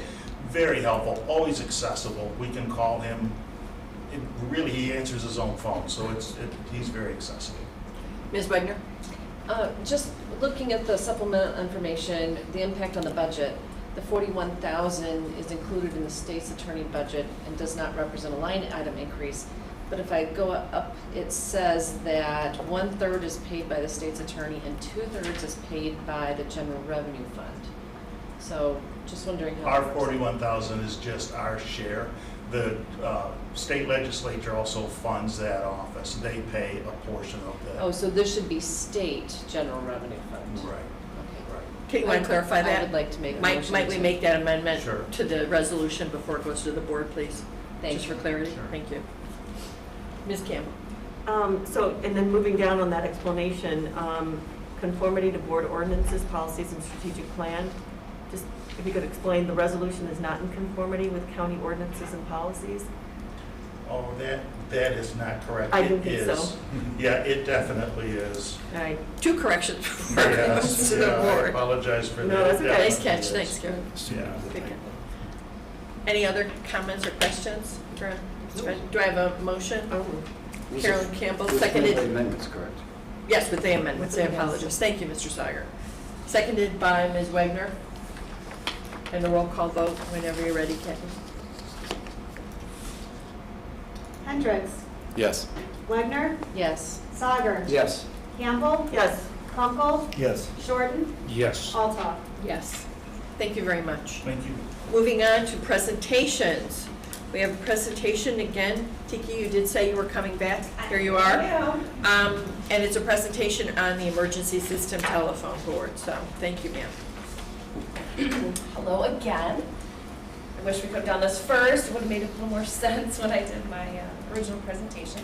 As I stated, I am Tiki Schulte. I am the director for McHenry County Emergency Telephone System Board, in short, the 911 Board. The ETSB is governed by the 83 Illinois Administrative Code, parts 13, 24, 25, 26, 27, 28, 29. All relative to the 911 systems, grants, funding, and whatnot, and also 50 ILCS Act 750, Public Acts 100-0020, and 102-0009, which you'll always be Senator Altoff to me. He was instrumental in Tiki and I spent a lot of time together in Springfield. It is. However, we're very grateful that the involvement that you had, and I know you and I spoke personally about this over the years when we've done different 911 initiatives with the state, as far as bringing 911 into the state funding McHenry County. A referendum was passed in November of 1989 to impose a surcharge to fund 911 in McHenry County. And when I was reviewing my presentations I've done over the years, it just boggles my mind that when the referendum was passed, it was passed with 12,142 votes for and 6,427 votes against. So to only have under 19,000 residents of McHenry County voting on this back in 1989. However, an order from the ICC was passed in 1991 to operate an enhanced 911 system, and enhanced 911 was put into service April 7th of 1992. I myself started with the Emergency Telephone System Board on May 26th of 1992. So again, reviewing my reports in the past that we had done 8 years. I'd been an employee of 8 years, 21 years, and now entering my 31st year with the ETSB. We have 13 board members. 9 of them are representatives from the public safety agencies within McHenry County. 1 from the McHenry County Fire Chiefs Association, 1 from the Police Chiefs McHenry County Police Chiefs Association, 1 from Emergency Management, and 1 private citizen. All of our members are represented by their agencies or associations and then approved by the county board. The ETSB is solely funded by 911 surcharge. I just want to make sure that that was heard and understood. Solely funded by 911 surcharge, and that you will have seen, I'm sure, if you pay attention to your phone bills in the past, on your landline bill, now wireless and voice over IP internet. The county referendum that was passed in 1989 collected 50 cents a month per phone line, and that was landlines. We didn't have wireless phones then. State legislation passed in 1999 to collect 73 cents, and that surcharge remittance began in 2001. And most recently, in 2017, legislation was passed, and that was July. It was 4th of July weekend to collect $1.50 per line, and that surcharge remittance began in 2018. Current legislation for 911 funding sunsets December 31st of 2023, and that is something that the ETSB and the 911 organizations in the state have been actively pursuing every few years. And at some points it was every year we were needing to meet with legislators and impress upon the importance of 911 funding and making sure that we had adequate funding. As we are all aware, we went from the landline phones with the dials on our walls to phones in our pockets and 4 and 5 in our homes, depending on how many people live there. So with the increase in technology, the increase of need, and the increase of ability to maintain, handle, disseminate 911 calls has increased. And there's enhancements too, haven't there been? I mean, location of Yes, from the cell with phone, the- so with there's the been a 911, yeah. correct. And that's what I was alluding to as far as increases in technology. It's very important specifically to McHenry County and to the board that the 911, state 911 funding maintains its existence, because in the event that we were to lose all of our funding, those expenses would go back to the agencies or the county as a whole. We have 5 staff members. I am the director. We have 2 IT positions, a network system manager and an operations manager. I have an application specialist and an administrative coordinator, and we will be hiring for an assistant director in this year of 2023. Our offices are located at 500 Russell Court. We were very grateful to move across the street. We used to be in the basement of the Government Center building in 500 square feet. So we went from 500 square feet to 500 Russell Court. There are 3 dispatch centers within McHenry County. PSAPs is what they're called, Public Safety Answering Points. One here at the Sheriff's Department with 9 dispatch positions. McHenry Police Department, 9 positions, and then CCOM, which is Southeast Emergency Communication Center in Crystal Lake, also has 9 dispatch positions, and they will be expanding to 12. When we first started with 911 in McHenry County, we had 9 dispatch centers throughout the county, and through consolidation and then forced consolidation through legislation, we went down to 3.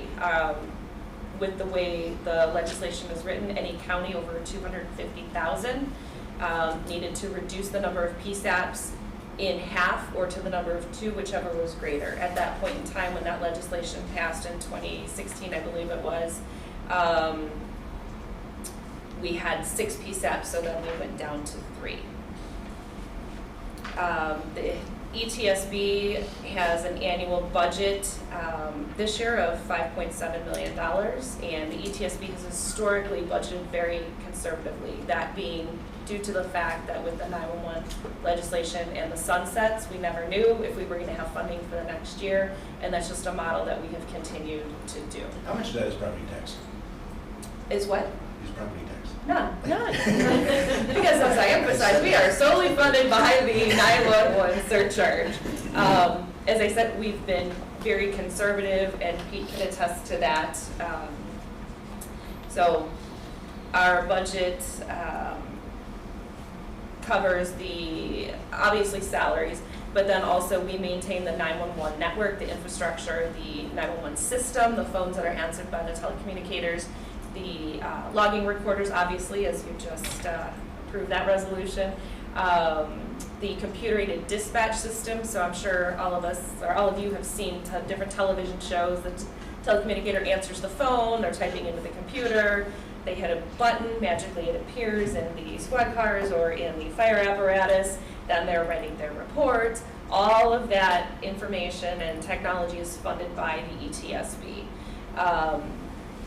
We also provide a grant opportunity determined on an annual basis for reimbursement to the police and fire agencies for their STARCOM 21, which is their radio communication. They have to pay a monthly service fee as we do for our cell phones. It's similar to that as far as a parallel. So we do assist the agencies in funding their some of their programs as well. The easiest way for me to explain to you as the Law and Government Committee, we are the IT, if you will, for the 43 police and fire agencies and the 3 dispatch centers that we support, as county IT is to the 26 plus departments within McHenry County government organization.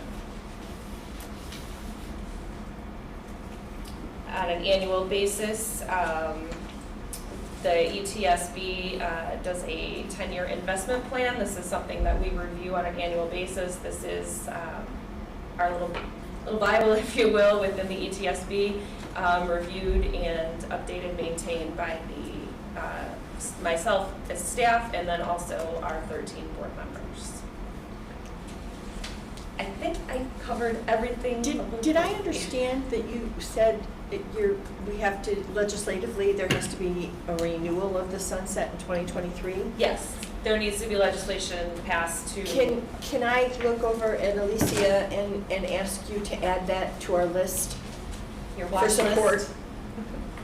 Well, again, it's, McHenry County wants to stay in our lane with regard to legislation, but Yes. I would think the funding of this service that's crucial would be absolutely. something that we would want to consider. So, thank you. Absolutely. And we do have 2 state chapters of national organizations, the Illinois National Emergency Number Association, so Illinois NENA, and then Illinois APCO, which is Association of Public Safety Communication. I can't remember what the O is off the top of my head, I apologize. I know I rushed through that. I would be more than welcome to entertain any questions, if not necessarily today. If you ever have any questions, throughout the course of our time, please let me know. Do you have any questions today, I guess? Any members have any questions? And I'm going to assume maybe that we're going to go through when we have a tour of the sheriff's division. We'll kind of see how You this. see one of the 3 Right. PSAPs. Right. Right. The sheriff's office runs one of the three Yes, precincts, the other right. being in Crystal Lake and in McHenry. Correct, correct. Sorry, I didn't mean to rush. I know it's just been a long meeting already. No, thank you. Didn't want to take any more. Thank you. Thank you very much, and hopefully we'll All see you on the tour. Really appreciate it. Thank you very much. Thank you very much. And the next presentation we have is from the state's attorneys. What I've tried to do, so you know, is on the agenda. I've tried when appropriate to put the names with the positions of the individuals that you're going to hear from, just so you get used to. Carolyn drew my attention to the fact that she was appointed, and we would have meetings and she would have no idea really who was talking because she came in the middle, so I'm still trying to do that so that you are meeting people for the first time and you actually know who they are and what their official position is. Yes, please, Ms. Campbell. I would also just make sure that we recognize that when you go back and try to listen to these meetings online, unless you're speaking up, we're not going to hear Right. you. And I'm not so much about necessarily presenters, because you guys know that drill. But if we're not speaking up loud enough, especially if somebody starts to cough in a certain inopportune time, you can't hear what's going on. So just a reminder, thank you. So anytime you're ready, the floor is yours. Good morning. Hang on, let me just get this. And these PowerPoint presentations, if you are interested, are always available for you. Yes, I already sent it to Pete. There you go. There you go. See, they're way ahead of I'm me. not going to read all of this and go through it, but I did want to give you the information, especially for the new members. Hang on one second. Lisa, do you want to just remind everybody who you are? Who I am, yes. Please. I can't tell you. I'm Liz Ryan, and I'm the administrative manager for the state's attorney's office, and Norm Vinton, who you already met, is here as my attorney. But I just wanted to give you an overview of the state's attorney's office and go over basically what we do in the state's attorney's office. I have to say we have been extremely busy in the last years, the last few years between COVID to now Safety Act and a lot of things going on in Illinois, so that involve the state's attorney's office. So I want to give you some highlights too of all the good things that we're doing, and don't know what I'm doing here. I'll just click on it. I thought you might like to see an org chart. We've put some resolutions through in the last year, which is new to us. We started with 56 FTEs, and we just this last budget year added where you see like the yellow highlight around the positions, the 2 investigators, communications specialist, and then an attorney. The green highlight over there, we just came to you with a resolution. It was a job we were trying to fill. We found somebody who would do that job for, but she can only work 1,000 hours, but she had an extensive background in juvenile, and we needed some of our we have a lot of new hires that are brand new attorneys, and we needed some training. This actually saved about $35,000. Because we'll hold that position, that one that I've got highlighted, we're actually gonna hold that position, and she's taking it as a contract.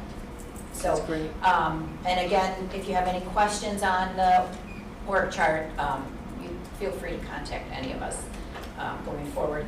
Mandated by the state statute, this is basically what the state's attorney's office is, our functions. And then, as far as our criminal division, we've added several of the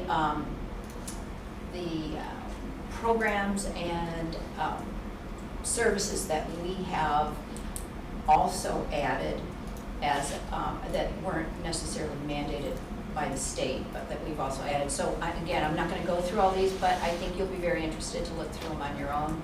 A lot of them, I don't think people have any idea that we do offer those services. Which is one of the reasons we asked for a communication specialist, for a PR person. We really feel like a lot of times when we ask people, do you know what the state's attorney's office does? They really don't. So, or they don't have the proper understanding, and we're hoping to change that. with the PR person.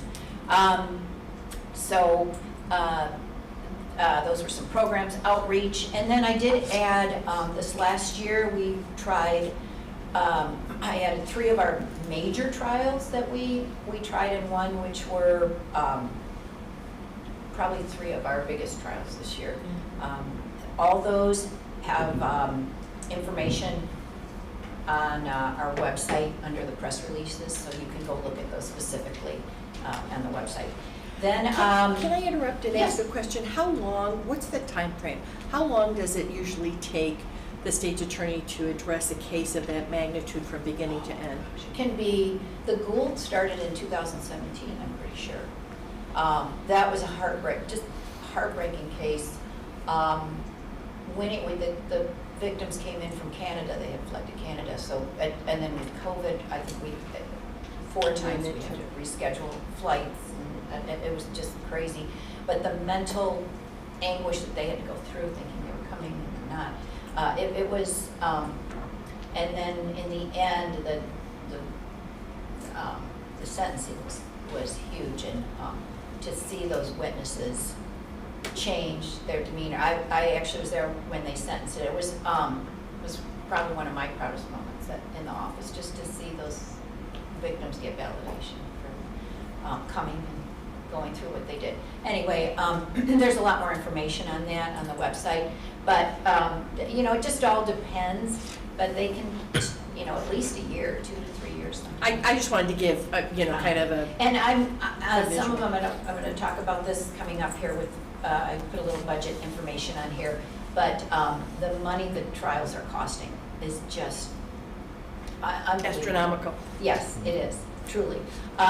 So this was in my budget presentation for 2023, but I did add, changed a couple things and add a little, so you can look at some of the money we've saved since Patrick started in fiscal year 2016. And at the very end, I just wanted to note too, even though it's not the biggest number on there, contractual services and commodities, we were basically inherited $238,000 for contractual services and commodities, and in the last 6 years, with inflation including, we're looking at safely not going over 213. So we've really tried to save wherever possible. The Way Out program is one of our most successful programs that actually Patrick started when he came into office. I've got some information in here on that, and we outsourced because it did become so relevant and increased in the incoming people that were coming in for help. We handed it off to New Directions. We support them through our drug asset forfeiture funds. And I put this is our last month's statistics. They send this out to us every month. And it's very interesting. I think you'll be interested too. It shows where people are being serviced. And then this next chart shows actually what's being served, those people that are coming in, who's being serviced and for what. So I'll let you guys look at that at your leisure. Also, these kind of programs, and I'll tell you specifically on the next slide, but we have drug asset forfeiture funds and money laundering asset forfeiture funds that we use aggressively to save the taxpayers thousands and thousands of dollars. The Bishop case that we won, they had some, we had to try to just equal their experts, and I think expert witnesses on that case were over $25,000. So that's just one case. So by utilizing these funds, we have to be very specific. We can't just use them for anything. So we make sure we aggressively use them whenever possible. And this is what we use drug asset forfeiture funds for. And the other column is what we use the money laundering. I wanted to add that there is, just came up in the last month, the Supreme Court Rule 45, which said that all courtrooms must be virtual by January 1st. They didn't give us a lot of time. We're giving the court, the Dan Wallace courts, we're going to try to use our money laundering funds to ready at least 2 to 4 courtrooms. And don't I remember, just again for legislative purposes, don't I remember there was an effort at one time several years ago to take the forfeiture money away from counties and municipalities and to keep it at the state level for usage? Well, there was a movement to try to eliminate those seizures and selling of vehicles or houses, things that were used in drug deals. There was a real push to do that. I'm not aware, I don't, and you may be absolutely right, but I'm not aware that there was some. No, I think that what you're stating is what I just, again, I want to stay on top of those things, because I think that's in our lane as a county, that if there's an effort to do that, it would impact us significantly, as you just outlined. So I'm just, again, bringing the committee members into line with why those things are kind of important for us to take a position on, because they impact us financially. Yeah, there is still, just for clarification, there is still money that goes to the state. The state attorney's office gets, I think, 12.5%. Yeah, and then the arresting law enforcement agency gets 12.5%, and then there's a whole bunch of little divisions there. We get the smallest amount of the total confiscated. But we still the get something. 12.5. Yeah. But We still get something. just to give you an example, our line item in our annual budget is for expert witness fees is $60,000 for the year. So you take one case that's $25,000. Drug-induced homicide cases, toxicology, and expert witness reports go over $10,000. It's about $10,000 to $12,000. If we would be able to try these cases, we'd have to pass them up basically, which is not not acceptable either, and it would cost the taxpayers all that extra funds. We'd have to raise that line item on our budget up every year. So this has really been basically a great way. Those are the things we can use them for, and we're trying to do that. So we also, the one thing that we can also do is buy certain type of equipment with the money laundering money. So the 4 FTEs that we added, we are paying for all their computer equipment, all their equipment that we need. And again, important to point out again to the members of the committee is McHenry County staff definitely does everything it can to ensure that our property taxes, our portion of the property tax remains as low as possible. It's appreciated.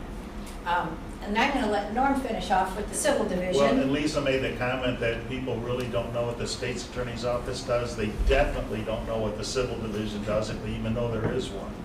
But we are like an in-house law firm for the county. We represent all of the elected officials. We represent all of the departments. There isn't one department I can think of that we don't have an interaction with on a very regular basis, and sometimes on a daily basis. McDOT, the recorder's office, county clerk's office, almost daily interaction with those offices. County board, county administration, very regular. So, but just a little bit of highlights is we do prosecute and defend those civil lawsuits. The county is a business. We do get sued. We also have to sue for various things like condemning houses or collecting monies that are owed to the county. We provide the legal opinions to elected officials and department heads. We assist in the labor negotiations and employment matters. And that last line alone, before Patrick took office, we were spending I think it was $280,000 the last year, and we brought it into the office in the first year that Pat brought it in, where we were doing it all in-house. I think we were down to 40, and then the next year we were down to about 21,000. And it's pretty much stayed very low. We still do use a little bit of outside counsel for some real special advice, but other than that, we're doing it all in-house. Can you elaborate a little bit when you would use a special counsel, under what circumstances? Yeah, if there is a particularly sticky issue with some sort of a grievance that's filed, let's say in the sheriff's department, because there are grievances, quite a few that are filed out of the sheriff's office, and if there's some really sticky issue on how to interpret some provision of the contract with how, like, overtime is calculated. During COVID, we had that, where if you were scheduled off and you got COVID, did you not qualify for your sick time? Right. And so we would reach out to them and use them for that. Thank you. Yeah. But we really try to limit it. And that's it. It's available to anybody who requests it, or I think People Laura sent it out. So Any questions? Yes. No, I was just gonna say Ms. that Campbell? that was perfect, because he did send it over. It's hard to do this. Yeah, it is. This all day, so I've been watching it. Thank you. That was wonderful. That was very good. Anyone have any questions or comments? I just wanted to ask, did that get sent to all of the board members? Might we send it to all board members? Thank you very much. I did send it to our visiting board members here today. Oh, Great, thank you. All right, thank you very much. Thank Excellent you. presentation. Appreciate it. Thank you. And again, nice meeting you. Again, Michael, the next presentation is from our coroner.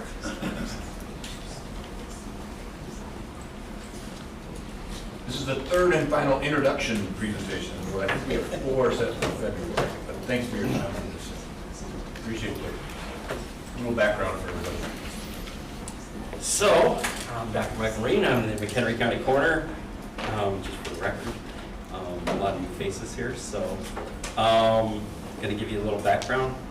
Norm is actually my liaison to the State's Attorney's Office, so I work with Norm all the time. Just going to give you a little rundown. I think in general everybody knows what the coroner does.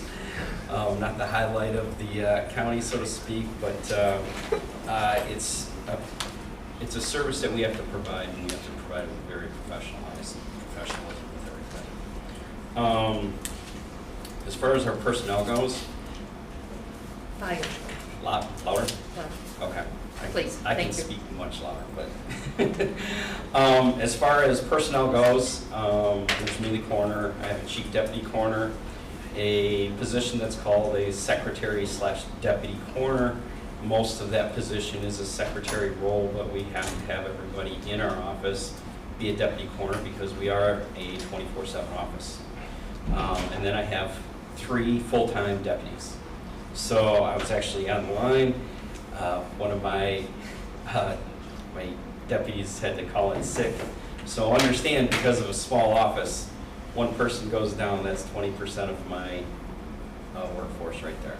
So it does kind of move things, it can move things around real quick, especially if all of a sudden we have 2 or 3 people that are sick in the office, or somebody might be on vacation and then you have sick people and things in that nature. So it really is nice when everybody is fully healthy and everybody's around. One thing I wanted to cover is that with the coroner's office, is basically, we are cause and manner of death. We are not into who did something or anything in that nature. We are into cause of death and manner of death. Now, the manner of death, there's 5 different categories. There is natural, homicide, suicide, accident, and undetermined. We do have typically a handful of cases every year that are undetermined because we can't narrow down exactly what the cause may be, or the matter may be. That's typical throughout every county. There's always going to be typically a handful of undetermineds throughout the year. One of the things as far as our budget goes, our funding is partially through the general fund, and we do cremation permits for people that don't know. The coroner's office is the one that relinquishes cremation permits. We get $50 for those. They go into a special fund. They can be used for many different types of things.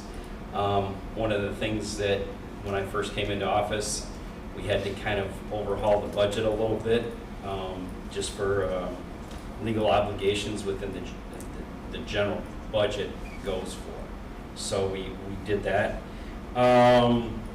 So some of the things that I wanted to highlight is basically just kind of going back as far as what we're doing within the coroner's office. Right now, we are continuing our accreditation process. We're hoping that with the International Association of Coroners and Medical Examiners, we're hoping that gets done hopefully March, maybe April. It's kind of in flux right now. We're getting close. Let's just say that. We're getting very, very close to getting that taken care of. When that does happen, the board will know about it because we'll do a presentation on it. So This past year, I actually attended the International Association of Coroners and Medical Examiners Symposium in July out in Vegas. It's held by the Clark County Medical Examiner's Office, and it was very informative. Let's just go with that. You know, sometimes we go to different conferences, symposiums, things in that nature. They may not be, you know, they might be a little bit boring, things in that nature. This was very, very good. A lot of information and things in that nature. One of the other things is that we work with Gift of Hope. They are a organ and tissue donation service. I know Pam and Kelly, you got and Carolyn, I'm sorry, got the presentation from them and kind of gave an overview of how organ and tissue samples are taken and things of that nature and redone and things of that nature. And it's not, a lot of people don't understand that a very small percentage of the population, even if you are an organ donor, you may not qualify. So it's, and our organization and the coroner's office, our success rate is much higher than the average as far as that goes. We started a new program with Gift of Hope. It was in October of 2021. So we really have changed kind of our policies and procedures on how that goes. And we're going to bring them back again later in the year to kind of redo the presentation and stuff for the board members and stuff like that. So another thing is that we were awarded $113,000 for a grant. We are still using that money. It's upgrading the coroner's office, and it's helping with our accreditation process. It's helping with our, not only, but they sent me to the symposium in July with that grant. We sent 2 deputies down to St. Louis for it's a week-long seminar and stuff, but it is a national renowned seminar. We're sending 2 more actually next week. So with that, so we've upgraded the office, certain things with that. Let's see, we did the inaugural suicide prevention walk and ride this year, which was great. What we do ABMDI qualification is kind of the gold standard within the coroner's office as far as deputies go. And we do have 2 that are ABMDI certified. The other 3 are actually signed up for it. There's a certain amount of time that you have to have out on scenes at work and things like that before you can take the test for that. So it does take a little bit of a process to do that. Hopefully, you know, it does take time, but hopefully everybody this year that's here will be ABMDS certified, except for maybe 1. Secretary, deputy, that might take a little bit longer. Let's see, we successfully streamlined receiving medical records from Northwestern. Anytime that there's a coroner case specifically, we get notes from their doctors if possible. For instance, COVID. I don't know if the new people know, but with the coroner's office in McHenry County, anytime there's a suspected COVID death, we take over the case, we look over the case, the coroner's office decides whether it was a COVID death or not. So we do get the medical records from Northwestern. Sometimes it was taking almost 3 or 4 weeks to get medical records from Northwestern. I met with the president over there. We streamlined that. We're getting them within 24 hours if possible. So that's a very good thing. It gets it taken care of because it can hold up cremation permits and things of that nature. So, which we don't want to do, and it can be a very sticky situation with funeral homes and family and loved ones and things of that nature. So that was a great thing that we did. Let's see. Our old case files, because of the ARPA funds, we've been looking at doing this for a while, but because of the ARPA funds, we are actually digitizing our old records that go back to 1877. Basically starting from 2011 and working our way back.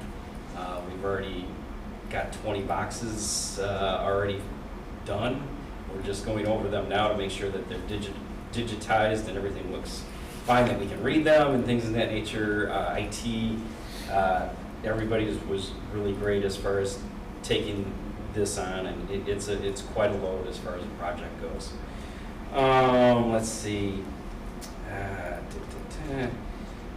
One thing as far as the cremation permits and the funding that we get from that. Some of the things that we are doing with that, I've bought 2 new vehicles that we've needed with that, so it doesn't go in the general fund. Can you explain why you needed those 2 vehicles? I thought that presentation was very well done last time you did it. Yeah, so I mean, basically, one, we only had 2 vehicles when I first started. And with a staff of 5, not including myself, 6, when deputies are on call, they take a vehicle home with them, okay, for the weekend. I'll take, for instance, when we had the cold weather on last Friday, or 2 Fridays ago, we actually, because ended up buying another vehicle just to increase our fleet. So now we have 3, so now I'm replacing another one that's 12 years old now. But basically increasing our fleet, every one of my deputies got to bring a car home because they were all on call and we all worked from home that day. So everybody didn't have to use their vehicle, because that was kind of the issue, was deputies were using their own vehicle because they had no choice. And if we had a vehicle that went down because of maintenance reasons, things of that nature, then we were down to 1. So that was one of the first things I did. And you've also had then a replacement program that you've Yes, put and into place as moving far as forward. so going forward, so we purchased another vehicle. It's going to be, the delivery date I think is April, but so that's replacing the older one. We have another one that's going to be replaced next year. So what's going to happen is that with these 3 vehicles that we have, every 4 or 5 years we're going to get a new vehicle. And basically by us getting such a discounted rate at buying a brand new vehicle, that when we sell them as a used vehicle, basically we will be essentially buying a new vehicle with what we sell the used vehicle for out on the open market. So it'll be basically a cost. We'll be replacing a vehicle every 4 or 5 years, and it won't be costing us a dime. So, so I think that's, it's very cost beneficial for us in the county. So, we did host a day-long seminar with the McHenry County funeral directors and some other funeral directors from around. We did that in December here. It was a great hit. The funeral directors loved it. It was something new to them and something that they got to see different besides embalming. So we had one of our medical examiners come in. We had our forensic anthropologist give a speech. So there's a lot of different things that they thoroughly enjoyed, and we'll probably be doing that again this year as well. Again, as far as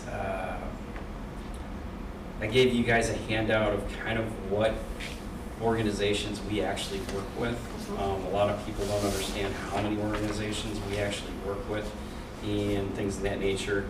Some of the ones that we work directly with, or I sit in on Zoom meetings or things of that nature, are the Adult Risk Fatality Review Team. That's kind of like in elderly abuse type of situations that we really review things in that nature.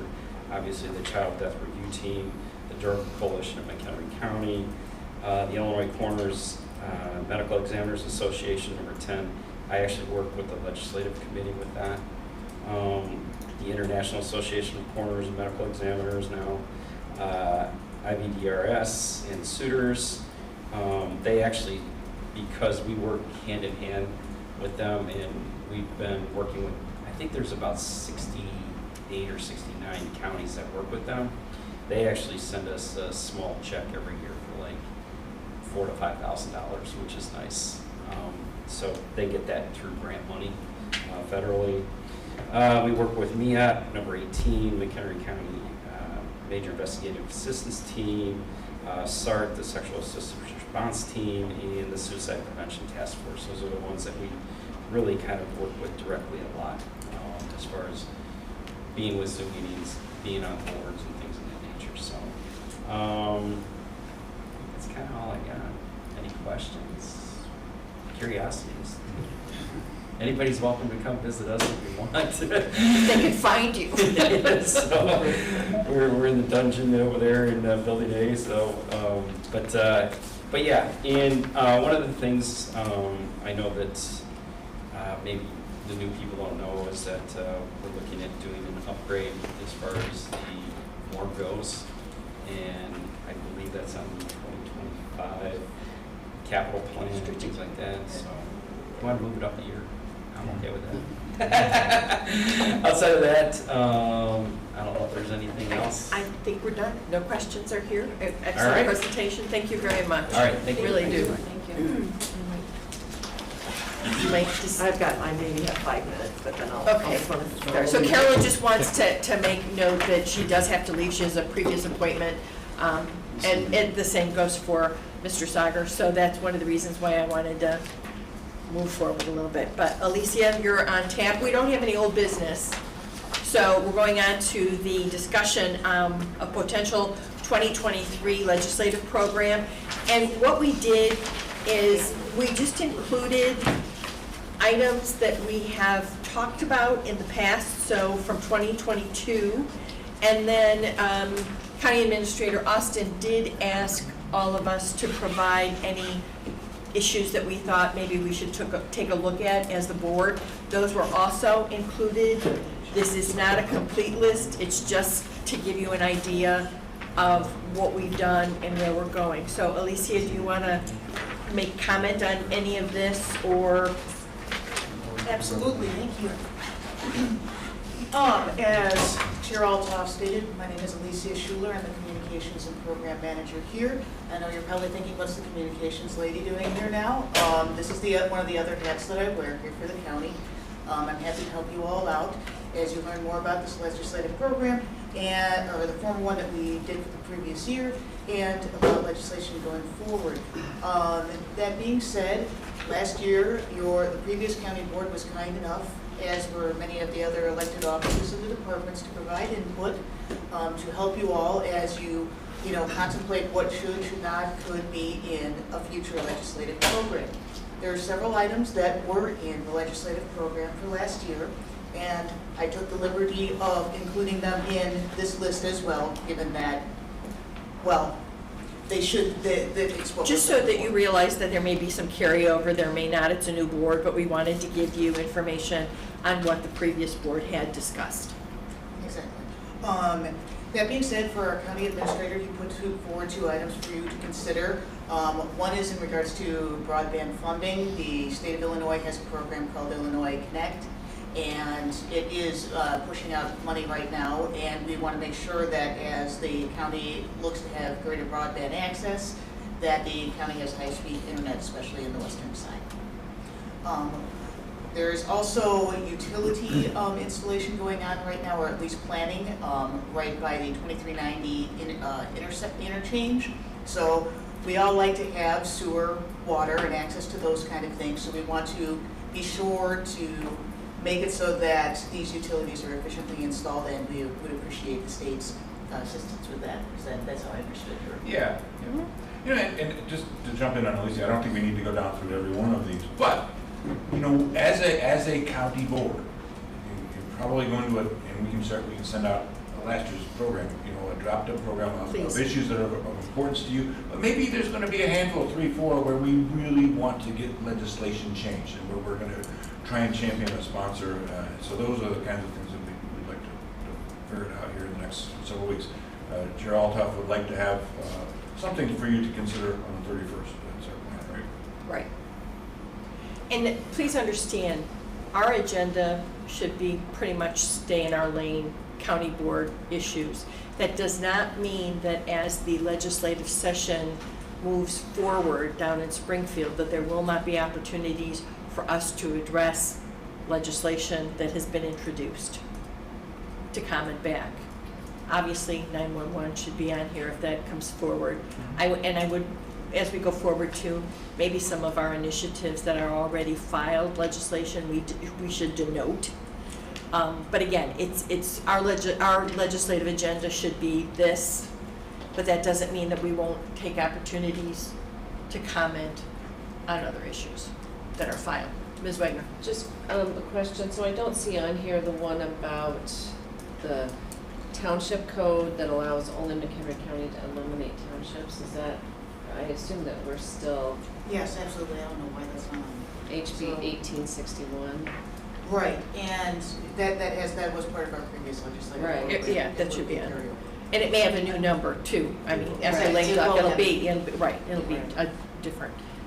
Is everybody up to speed on what Ms. Wagner is talking about with regard to the consolidation? Okay. Just making sure. Ms. Campbell? Just clarification, so for the meeting on, excuse me, sorry. No. So we're on the meeting on, our next meeting, is that when we're going to agree on what we would like to just generally focus on? Just kind of getting a clarification first. I would like a significant, and I'm gonna also state, depending upon how long other discussions take, you know, we might be pushing up against people getting tired and angry. But I would like to try and move forward as much as we possibly can, because then what we'll do is share our agenda with our legislators down in Springfield as to what things are important.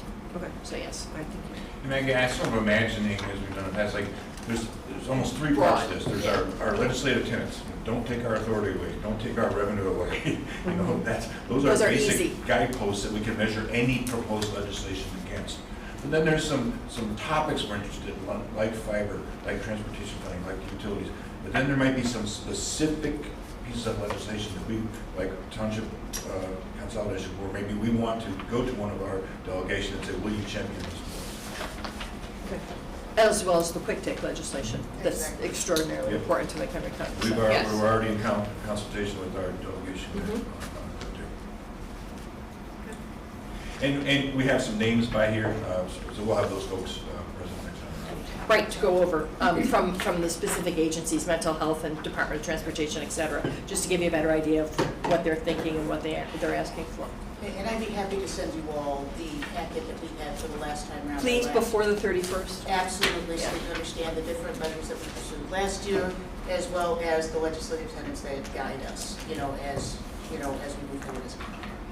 Alicia also does a phenomenal job in front of administrative services, and many of you on this committee will also serve on that committee with regard to communication. And I would just like to note at this particular time that wonderful stories about what our state's attorney's office, I know that they want to have their own person, but we should take an opportunity to talk about all of our agencies and all the things that they do that people may not be aware of through our, general communications throughout the year.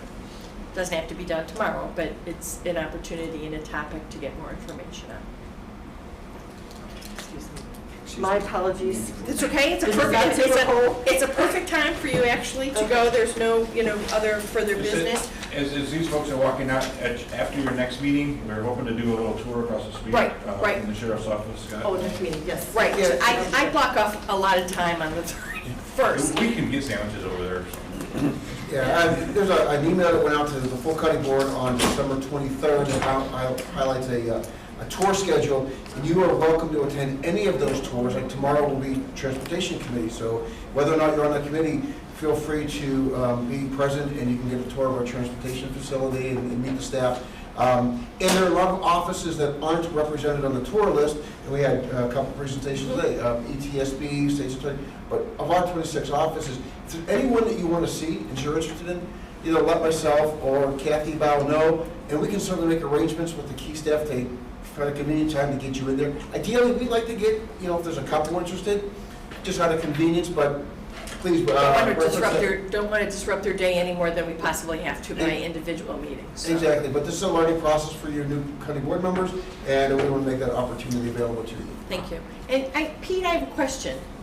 What do we do with the sign-in sheets? Do we keep them? So if anybody wants to know, this is honestly in 4 years, this is the biggest turnout of anybody at a committee meeting I've ever seen. But in the event that you want to know who was here and who addressed it, the information is available through Kathy. And additionally, any handouts that are So Pam, I have a provided. question. The sign-in sheet, is that just for individuals who spoke? Yes, Okay. yes, we don't ask, if you can attend a meeting, you don't have to tell us you're here. But for anybody who addressed the committee, the information is here. So thank you. Yeah, any handouts that are provided during committee meeting are ultimately saved and put in the drive. So if you ever want to refer back to something that happened a few months ago, let me know and we'll get it for you. And some people do write their name on there, but Don't want to click, speak. do not speak. So that's, everything is counted. Which is what Mr. Thorson did, but that's why we allowed him to speak. He did sign in. Do we need executive session? There is no executive session. I'd accept a motion to adjourn. So moved. Mr. Shorten, Ms. Wigner, all those in favor say aye. Aye. Aye. Thank you very